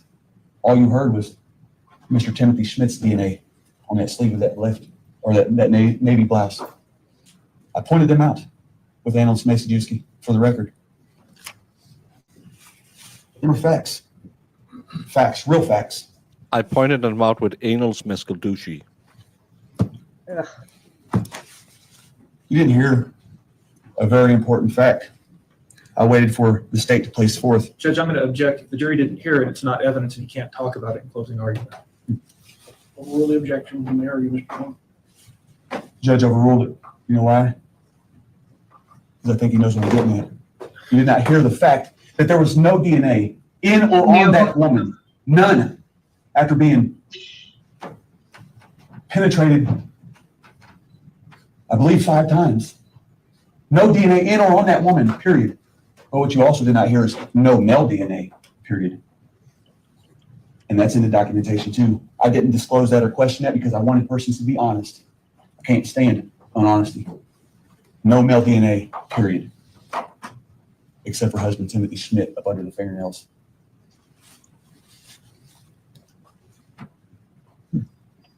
Ask yourself, after numerous penetrations by a male organ, why there was no male DNA. And I know some of you have frowned against me since you've been here. Some of you probably still frown against me. But let's be logical. Let's be extremely logical. No male DNA, period. No secretion of sperm. Fingerprint analyst Brian Long. You heard that there's no DNA on that case before you make up for it with a print. 1 singular fingerprint on a cylindrical object. I asked Mr. Brian Long, did he observe for streaks or smears, such as fingerprints sliding? He said, no, he didn't observe or analyze for that on a cylindrical object.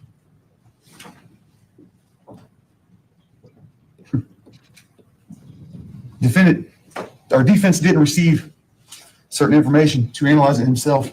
Objection, Your Honor. I apologize. You weren't in here for that. I apologize. Thank you. Sorry, Your Honor. Dr. Attica Goomba, she testified a week later. She saw the declarant at QMG, Quincy Medical Group, here in town, a week later, and agreed to questions that you could tell she knew were coming. Why? Because pre-planned. She attested to, or excuse me, she stated to herself right on the record, as a doctor, you always believe the patient. Always believe the patient. It saddens me because I know people who have succumbed to pill habits and almost killed themselves over a doctor just believing them. What? Them are her words. I don't. Them are You her always words. believe the patient. A week later, she could see marks or evidence of a sexual assault. A week later, you saw the markings, 3 bruises. Dr. Attic Goomba didn't testify to the fact that the lower left knee was pigmentation, something that's been on that woman's body for years. I have it. I wasn't able to present it. Them are her words. And this is my life. She couldn't testify that she had a pigmentation thingy at her VJJ. She probably didn't spend as much time studying the pictures like you did, you sick bastard. Mhm. And again, a 77-year-old woman who says, yes, I was brutally raped, who shows up with bleeding and tears and says, please don't look at my nether regions. I am too embarrassed. You probably tend to believe people showing up saying, hey, man, my back hurts, man.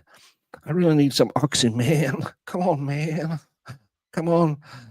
I can't do my job if I don't get some oxy, man. Come on now, man. I'm telling you, man. I'm not addicted or anything, man. Come on now. You shouldn't believe him. But 77-year-old lady who came in, who the police brought in, you probably could believe her a little bit more. I ask you, is that logical? To always believe the patient? Yes. Most times, yes, but not always. Officer McMahon, you heard Jake McMahon state that there were numerous drawers and cabinets open and a knife left. Fedorowski, facts not in evidence. He has never used any drugs. He doesn't lose his stable. Please don't spread wordings about our defendant who never ever used drugs. Right in the middle of the floor. You also heard him state that he did not go into that home. He did not cross that threshold. That knife, if the end of that table there is the doorway, and that table is about the length of that partition wall, and there's an alcove here, and a knife is sit back here by a sink, how does Mr. McMahon see these numerous drawers open and this knife sit back here in this alcove on the floor, but never went into the home? You heard him state that. You heard him state there was numerous drawers open, cabinets. You saw the pictures, did you not? You saw the pictures. One drawer, no cabinets open. It's quite odd, right? Let's be logical. Mr. McMahon didn't know what to say to that right here on the stand. I asked him what spoliation of the crime scene was. Spoliation is like contamination, tampering, altering, moving things around. That's what that is. Either the scene was spoliated, contaminated, which we already know is contaminated. Many people are walking through it. Or else the cabinets and drawers just weren't open. The state presented that right there. Themselves, the state did. The ones trying to persuade you of these heinous and sick crimes by myself, somebody who's never been associated with anything like this before.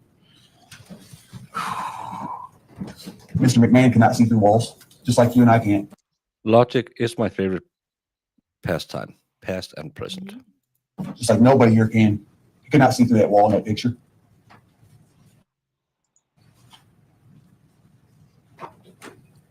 And if that doesn't make you a believer of false information, I don't know what does.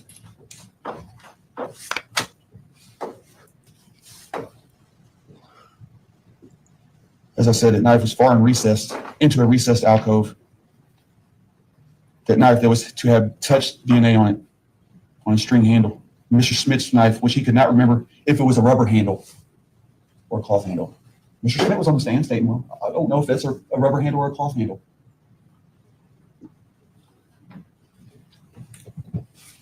Touch DNA just by touching an item. Something Karen Blackledge was supposed to have carried around and threatened a woman with. I'm perspiring right now. Why? Because it's my life on the line. If I'm committing a crime, I'm perspiring. There's DNA right there. There's Nobody but DNA Mr. Schmitz right there. and CLs. And it's been tested. You heard Mr. McMahon state that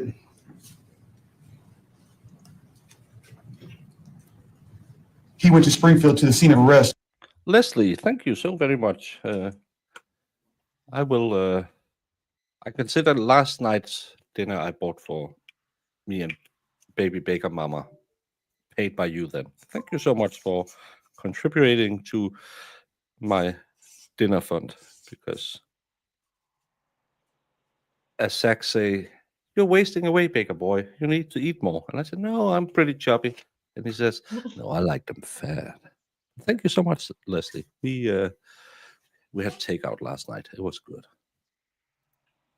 Fat and salt in abundance. Where there just happened to be a homicide, feet for myself in place of apprehension. One of the biggest coincidences you will see in a lifetime. A drug-related, gang-related homicide. It was taped off, as I stated earlier. It was very so taped off. In my calling to Miss Miller, Deputy Miller, she states that she arrived at 7:18, as we've already confirmed.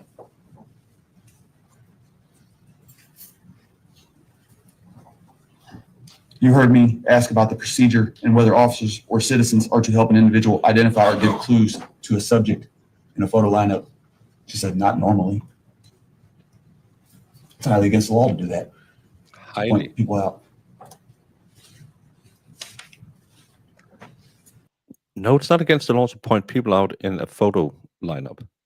It's against the law if they put their finger on and said, is this the guy you found? That's illegal. In reference to my jewelry, my rosary, my watch, a complete different watch than the one CL wore. Investigator Miller gave all of us here the answer of, I just processed these items as Springfield gave them to us. Springfield didn't give her them items. Springfield didn't give her anything that I had on me. Why? Because CL cleared them items. Yes, she did. She cleared them items herself. Objection when I asked her to read all that paper. Objection. That was Miss Miller's report. How do you think she come to that conclusion? She obviously had to talk to the person.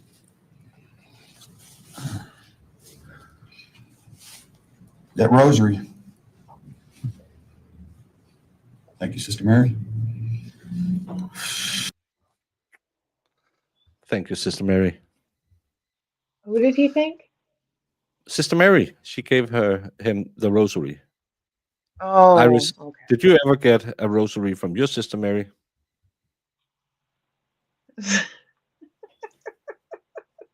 Maybe Sister Mary thought, this one needs Jesus. He does need to.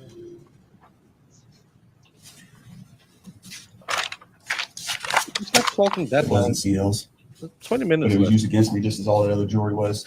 Let me tell you something about that jewelry. Excluding the rosary, let me tell you something about that jewelry that was on myself in them pictures that Mr. Timothy Schmidt attested to as being his wives. You asked the state to present them jewelry items to you right now. They never will, but they acted as if they did right here in this room. Promise you, they can't go down to the evidence room and ever retrieve them items. They presented false information to you. I just sit there and let it ride because, well, I had the proof to show you that I'd already released them. Exhibit 57, jewelry on myself. Just as this young man here is wearing a necklace, I was wearing two of them, a watch and a bracelet, an $11,000 classic Austin watch, a man's watch. They've been released.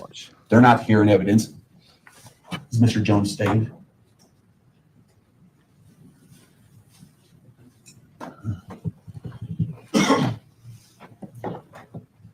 States use exhibits and items that were never in my possession. Exhibit number 12, which is also exhibit number 15, gold watch, brooch, and Star Trek pin and watch. One and the same. Physical versus picture. They weren't found in my possession.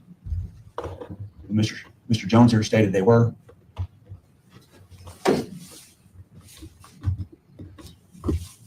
I can't find any. You jurors heard Deputy Miller when asked about relaying to several individuals a claim of penetration by a can, a full standard size aerosol can.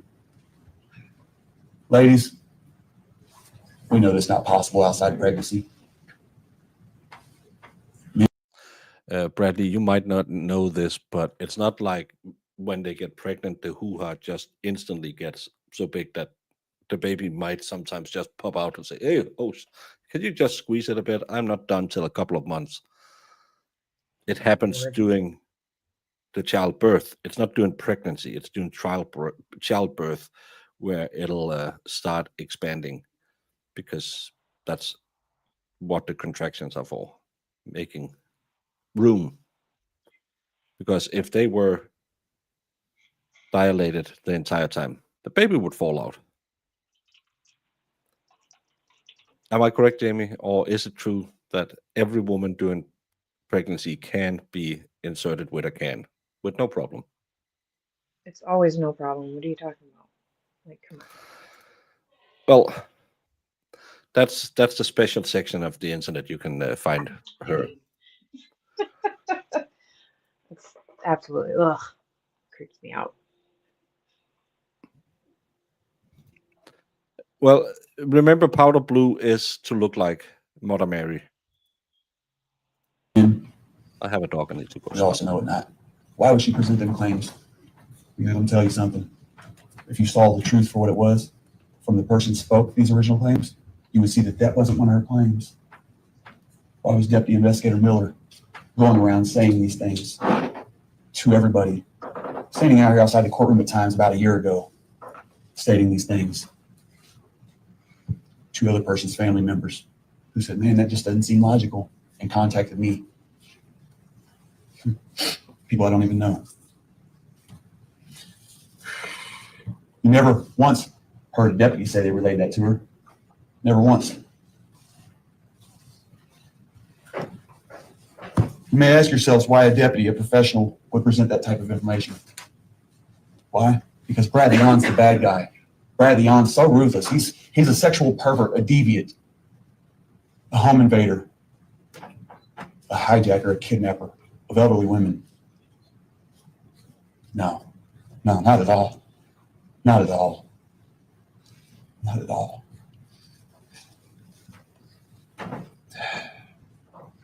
At this point, we don't even have knowledge that there was 3 1-centimeter tears. We have what has been attested to, but look at the things that have been attested to.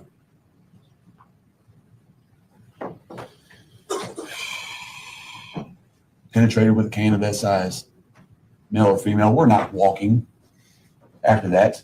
That's a violent act. A can. It's approximately 10 to 11 inches long. About that big. Bigger than the diameter of this cup. We're not walking after that. We're not sitting in a photo lineup laughing and smiling about how people look with big ears.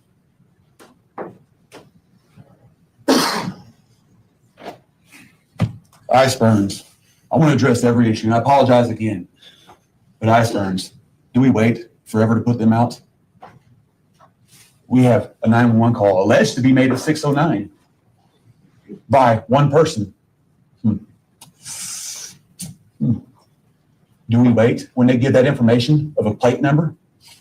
Or 6:27 when officers get there and we've had time to figure it out and give them that? Do we wait all the way until approximately 8 o'clock to put an IS burn out? Which is the same thing as a BOLO. Be on the lookout. Stop them people. Stop them people from committing crimes.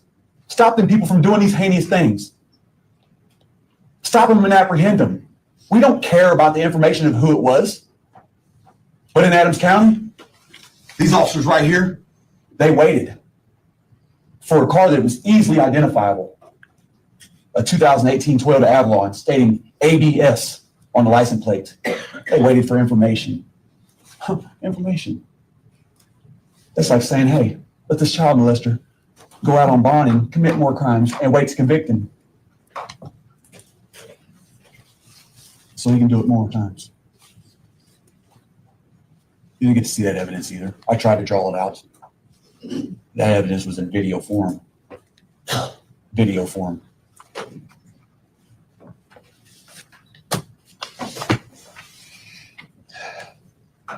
Ladies and gentlemen of the jury, you're human beings. I'm a human being. Logical. I'm having trouble understanding some of these things. How people lie so much in this occurrence. How people place forth I don't knows, I don't remembers. Remember, the one with JJs are not people. We learned that from biologist Bradley Yohn. How persons only know kidnapped, raped, hijacked titles, but they don't know details when questioned on that stand. Details that persons should never, ever in their life forget. Deputies or family members, nobody knew details. Approximately when we left for the hospital, didn't know. But you knew how long you waited outside. Over an hour, hour and a half. Well, that puts us past the time the documents on the admittance say. On the documents on the forensic documents say. Admittance time. Puts us well over that. How? I'm having a hard time understanding how a 911 call was made by a husband in the garage and stated to only be him. How it was made on 11/9/21. How CO was to have bled so Biggest much asshole on the to be planet. seated on a quilt. Her husband Schmidt. How she was seated on a quilt. But that quilt, where's it at? It wasn't taken into evidence. You saw the pictures. Would you like for me to attempt to pull the picture back up? That quilt in color 10 form minutes. had no color red on it. It was not taken into evidence and tested.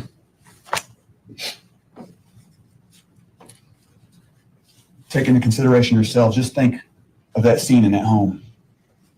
They only showed right there in the living room area. What criminal violates somebody with these objects and leaves them right there? Right there. Right there. Next to where a woman was brutally raped. I don't even know a dumb criminal that would do that. Right there. It just looks like a setup. Who am I to determine anything, though? I wasn't there. I wasn't wearing them shoes. Why the pants that could have been filtered with DNA that CO was wearing to the hospital, you heard. Daughter Ilsa Terrell back there. She still has them at home.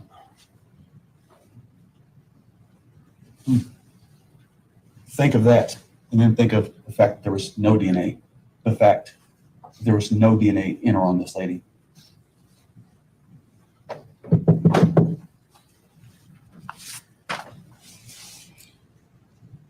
I'm having trouble understanding how 7+ persons were in a scene to have free reign. How deputies assisted CO off that floor. But no one ever said, yeah, I did, when I questioned them. Not one of them. Violently throwing down them stairs. At 77 years old. Yes. Somebody did that to my granny. She's a tough old gal. But she'd probably be hurt with broke bones, lacerations, contusions, bleeding. She may be dead. It's a standard 9-foot drop if you're going straight down. But to tumble downstairs, be thrown downstairs, ask yourselves what that would do to you. I'm a tough youngster, 36 years old. That would harm me. That would harm me a lot to be violently thrown downstairs.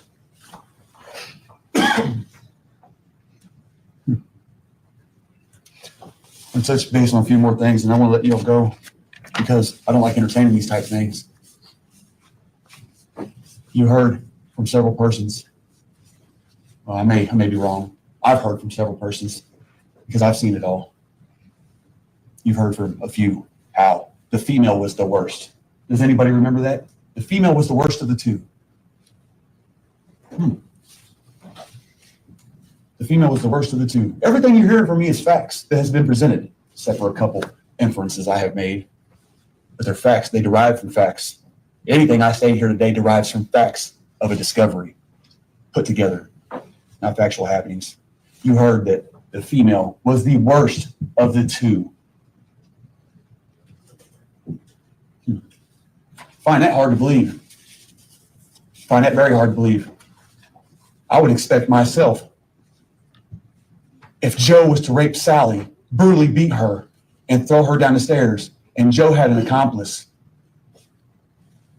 who walked around going through items, threatening. I would expect that Joe was still worse than the accomplice. Brutally beat, raped. Keep But the reminding female them. was worse. Call him back up on the stand and ask him again. Ask them all who was worse. Yeah.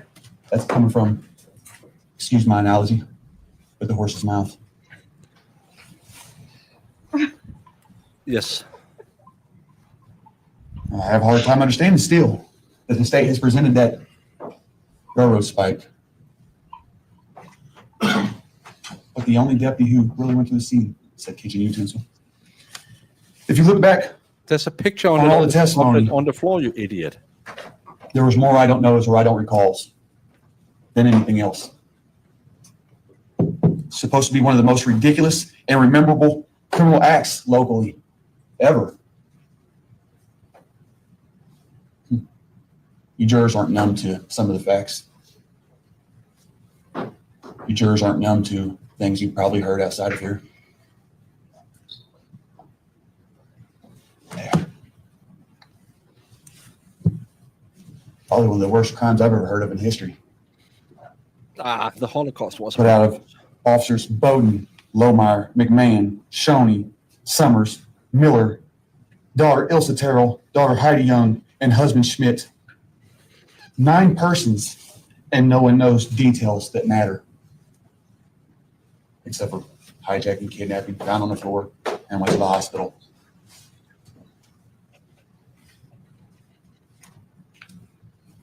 I just want a man's life taken.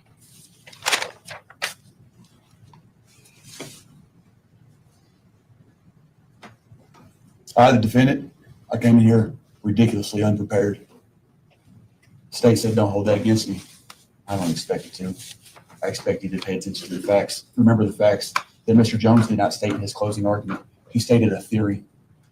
He stated a theory. A theory. So does he know the truth? Does that man, Mr. Schmidt, back there, know the truth? No. No. Does anyone know the truth? No one knows the truth. Only you, The person Bradley. that knows the truth is gone. Yeah. And I feel for that family back there. I feel for them. Because if somebody would have really done these things to my grandmother, I'd be in a killing mode. I would. I feel for what they've been led to be. Yes, I will. I have to speed through it because I need to go make dinner for Baby Baker, but we will get the verdict. Trust me, it won't take that long. Believe. Because the I came in here telling you jurors that I would state show will you take less things, than 10 minutes to show you rebut it. descriptions from the horse's mouth. I was not able to. You should have been entitled to see that because it's a lot different than being presented here. A high level of reasonable doubt is what you've seen today. You've seen things placed together. Want to know what you did not see? Bradley. Something the state says they had. A co-defendant who's sitting right over in that jail. Why did you not see her?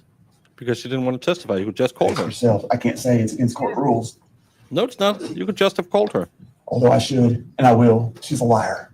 She did some stupid, stupid things when she shouldn't have. I ask you jurors here today to be logical. I value you for your time. I do, because myself, I don't know if I'd be able to sit through this and listen to this shit. Excuse me, I apologize, man. I don't know if I'd be able to sit through here and listen to this like y'all have.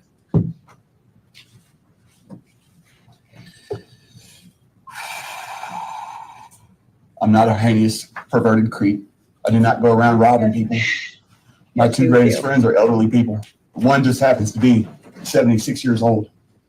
Oh, She's my next door neighbor. Never. My best friend in the world, he's 62 years old. Just turned 62. Words can bring harsh comments, They can.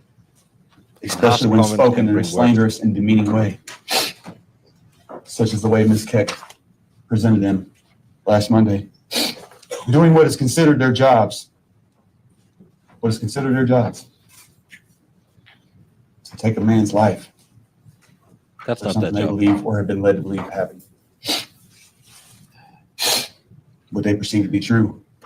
There have been a lot of words spoken, words that can determine my life. You people determine it. You 12 right here, right now. And they're ready to do it right now. They want you to shut And I'm up. going to stop reading from the paper. Although I'm not really reading from it. I'm going to read from the heart. Because that's who I am. People laugh. People think it's a joke. You are a joke. Okay, they have their opinions. I've always been a caring person, considerate, loving. My mama taught me better than this. Yeah. She didn't teach me to go out and do these things, nor did I do them. Please stop, man. You've been presented with some very sick things. Very sick. Things that are not true. Experts. Experts can attest to what they believe. What they believe. What they believe. If you want the truth, I'll tell you the truth. You want the truth? The truth is I wasn't there that night, but I'm very aware of who certain people are. That's the truth. The truth would hurt people in this courtroom today. Probably should try and call these as witnesses and get it in there. Yeah. Ask for the Who are rest of these the evidence. people? Ask for the rest of it There's no more evidence. so you can send me home where I belong. Because I'm not a sick perverted creep. Not at all. Chad, I'm not a sick perverted creep at all. Thank you. Mr. Jones.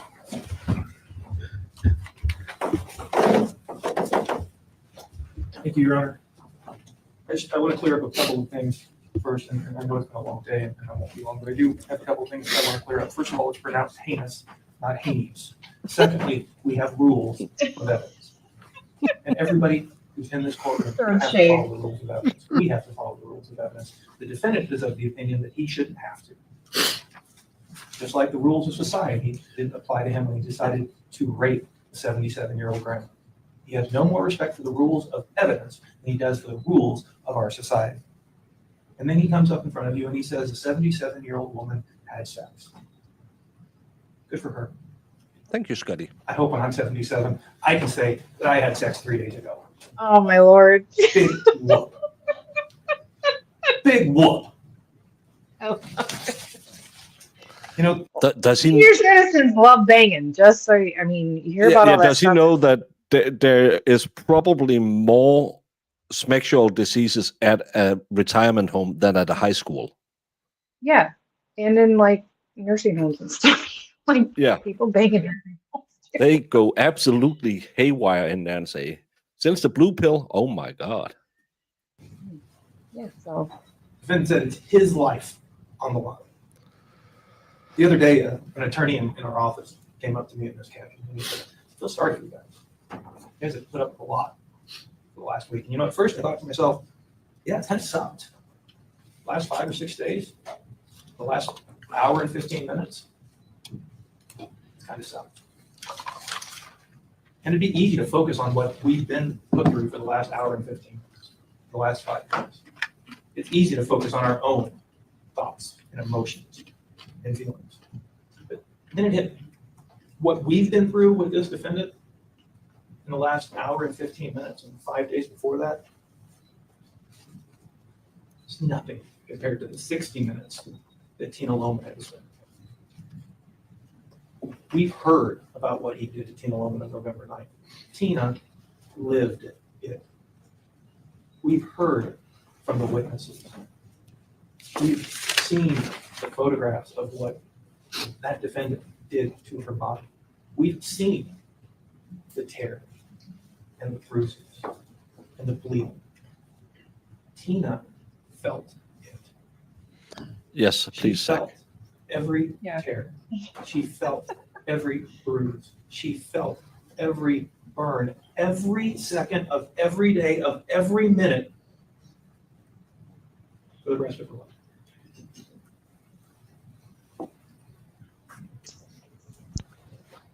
When this trial's over, after you've reached your verdict, we all get to go home. We get to move on with our lives. Go home to our husbands, our wives, our loved ones, our children, our family. We get a chance to try to forget what we've seen in the last 5 days, forget what we've heard. We get to move on to the next case.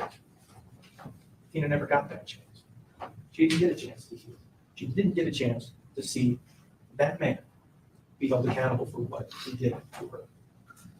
On November 9th, 2021, Tina was on the side of a lonely, dark country road looking for help.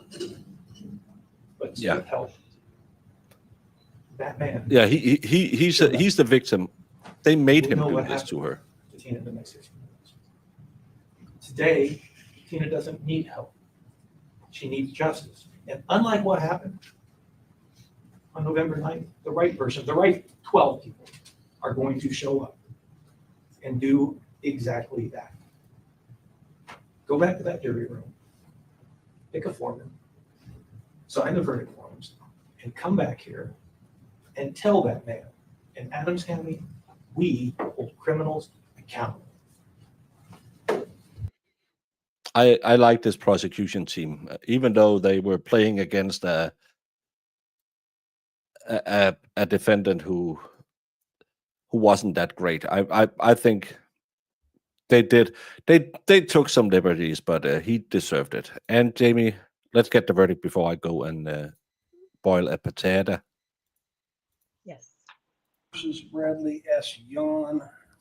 The record will show that the defendant and the state's attorneys are present. All 12 jurors are present in the jury box, and it looks as though juror number 78 is Foreman. Is that correct? That's correct. All right. And has the jury arrived at a verdict? We have. All right. Would you please hand all of the verdict forms to the bailiff?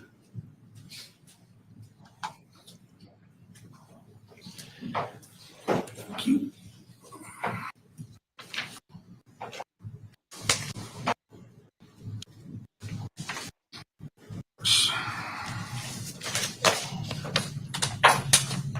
We, the jury, find the defendant, Bradley Yohn, guilty of home invasion with a dangerous weapon. We, the jury, find the defendant, Bradley Yohn, guilty of home invasion, criminal sexual assault. We, the jury, find the defendant, Bradley Yohn, guilty of aggravated kidnapping. We, the jury, find the defendant, Bradley Yohn, guilty of aggravated vehicular hijacking. We're gonna get that too. We, the jury, find the defendant, Bradley Yohn, guilty of aggravated criminal sexual assault. You thought he had We, a the chance? jury, find the defendant, Bradley Yohn, guilty of residential burglary. Thank you. Mr. Yohn, do you wish to have the jury polled? Yes, please. Were these then The highest duties of Americans. This is easily decided and considered, considering that some 95% of all civil and criminal cases are settled. Well, we also have his sentencing just to round up the day and finish all of this fine casework. You have the right to make a statement directly to the court telling me anything that you think I should know before I sentence you. Your statement in allocution is voluntary. You do not have to make a statement, but if you would like to make a statement, now would be the time to do so. He will. Your Honor, people in the stands, I did not hurt your mother, your grandmother. I did not do any of that. I wasn't part of that this night. I was not there. There's a lot more to this than y'all know. Your Honor, I'm not guilty for this at all.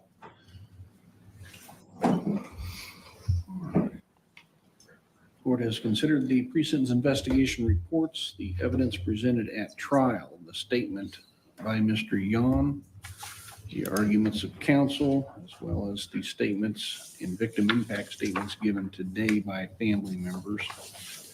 All of the statutory and non-statutory factors in aggravation and mitigation, whether specifically mentioned or not, the history and character of the defendant, and having due regard for the seriousness of the offense and with the objective of restoring the defendant to useful citizenship, I find the following. As to factors in aggravation, certainly the conduct caused or threatened serious harm. The defendant did receive compensation in taking the items from the person, vehicle, and home of his victim.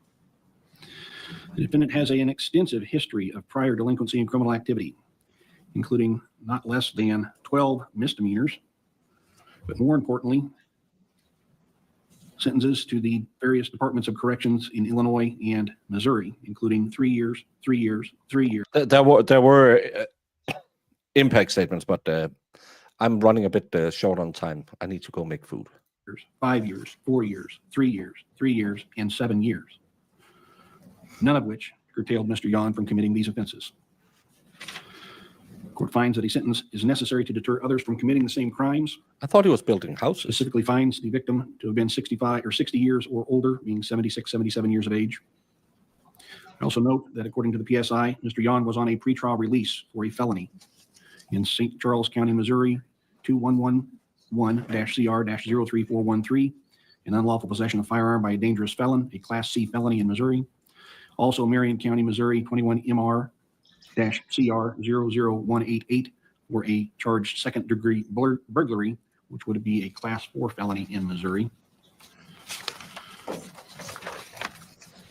We'd like to have you here, Shannon. And sorry Zach has been here today. In reviewing the factors in mitigation, I am in agreement with the state's position. I find none that apply to Mr. Yohn. And again, the court is to consider the character of the offender. Mr. Yohn, in my practice of law and in all my years, you are the most reprehensible person I've had in court before me, as public defender, as attorney, and now as judge.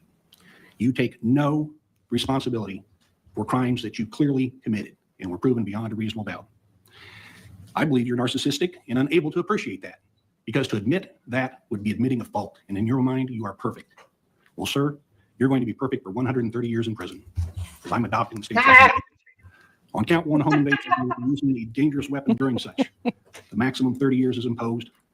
I'm also finding that that crime resulted in great bodily harm to the victim, meaning you'll serve it at 85%, not 50%. That'll be followed by 18 months mandatory supervised release, if you're ever released. Count 3, aggravated kidnapping, Class X felony. I'm imposing the maximum 30 years. Department of Corrections. That likewise will be at 85% for the same reason as previously stated, inflicting severe bodily injury. That will be consecutive to the sentence in count 1. Count 4, aggravated vehicular hijacking. Class X felony, 6 to 30 years. I'm imposing a 30-year sentence maximum, followed by 18 months mandatory supervised release, specifically finding that that should be served at 85%, again, because your actions resulted in great bodily harm to the victim. Christine Logan even said she wasn't hijacked Sir, I herself did not speak. in the video. So that will be consecutive to counts 1 and 3. Count 5, maximum on the Class X aggravated criminal sexual assault, range 16 to 40 years. I'm imposing the 40-year sentence. That will be followed by mandatory supervised release of 3 years to life, and that by statute will be mandatorily consecutive to the sentences imposed in counts 1, 3, and 4.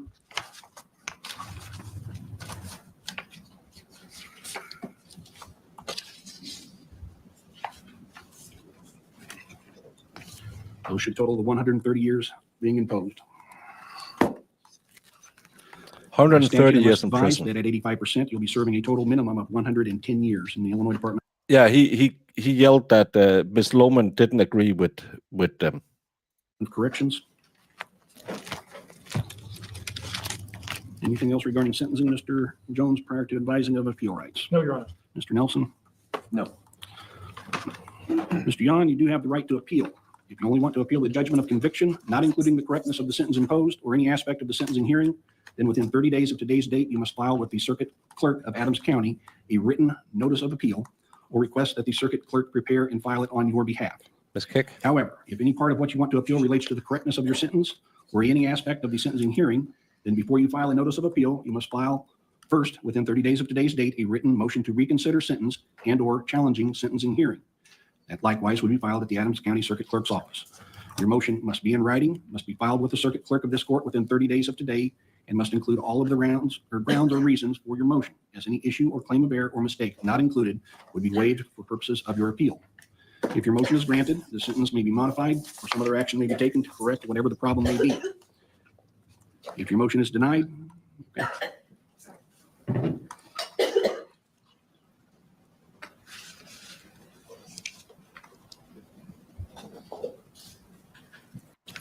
file with the circuit clerk of the court a written notice of appeal or to request that the circuit clerk prepare and file it on your behalf to start the process of going to the appellate court.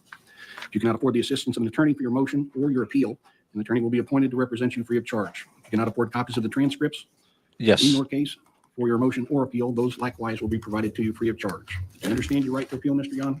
Yes, sir. Wait.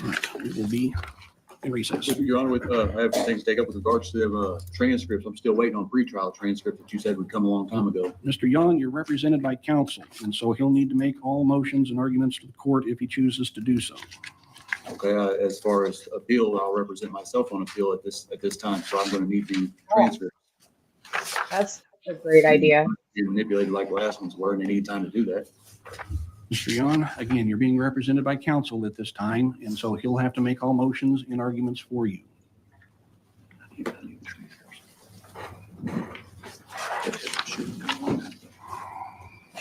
Guys, like, why did I get so lucky?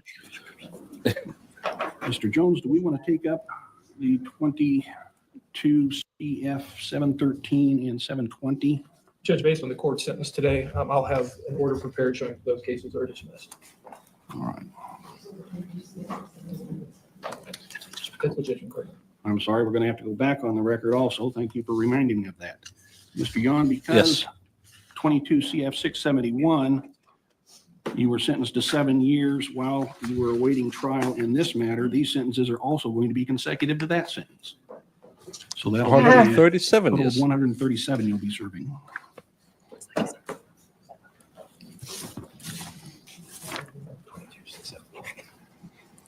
The 671, the one where y'all violated my rights. I'm asking the judge. I don't need him back for any order of habeas corpus. All right. So we got the orders drafted. Yes, the orders are drafted and we're providing those to Mr. Nelson.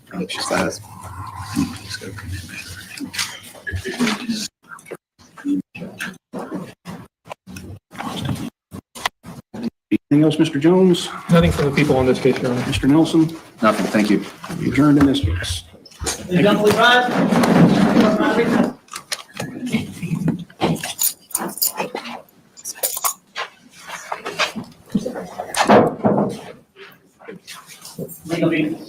John, I think we need him for the next case. Yes, there's another case. We have another case. Judge McCarthy. Judge McCarthy, so we gotta take that out.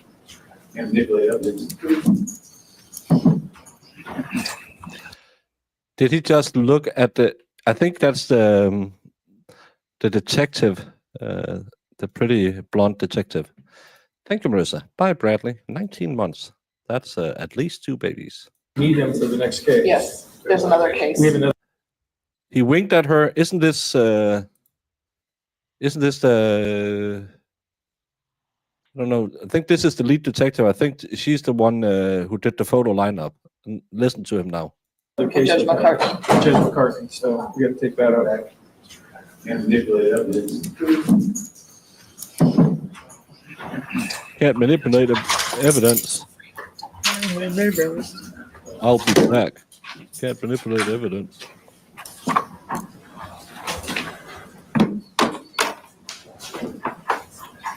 Doesn't he say something again? I think he does.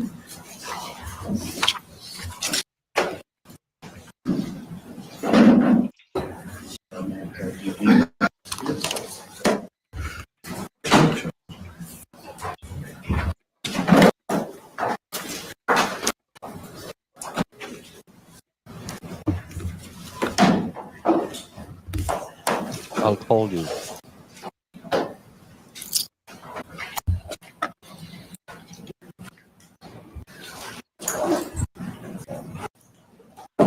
Are you gonna What prison about or that not? big bonus for that?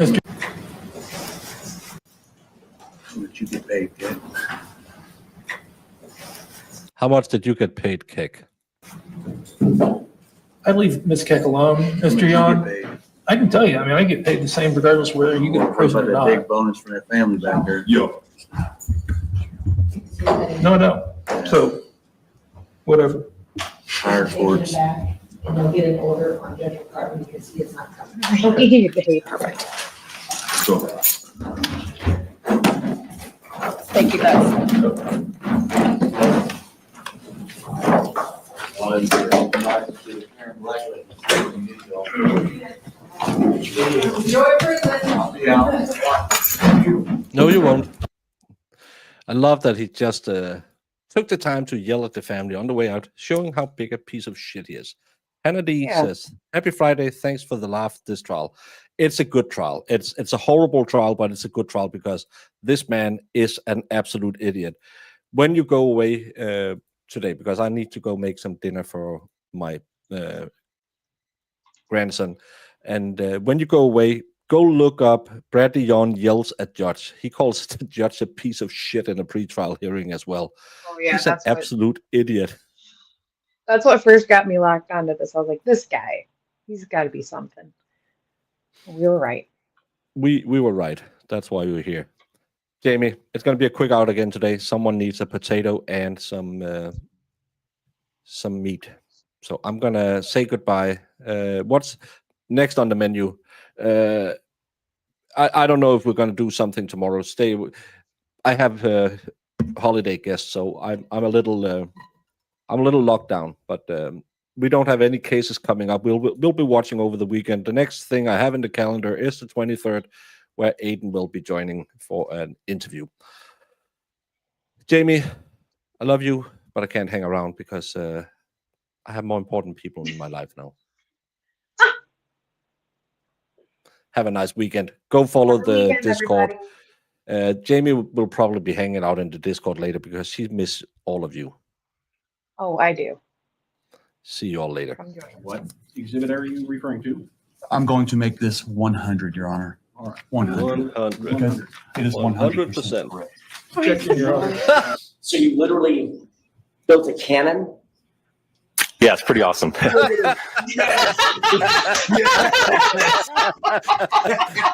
All right, I'm in love. Go back. Please do that again. Oh, that was the cutest thing I've ever seen. While I'm waiting for this, did you, whether it's true or not, believe that Mr. Randolph had slept with your wife? I wouldn't care. You wouldn't have cared? No, Did you believe he had slept with your wife? no, Did you believe he slept with your mother-in-law? probably did. Everybody has. So there- Everybody has.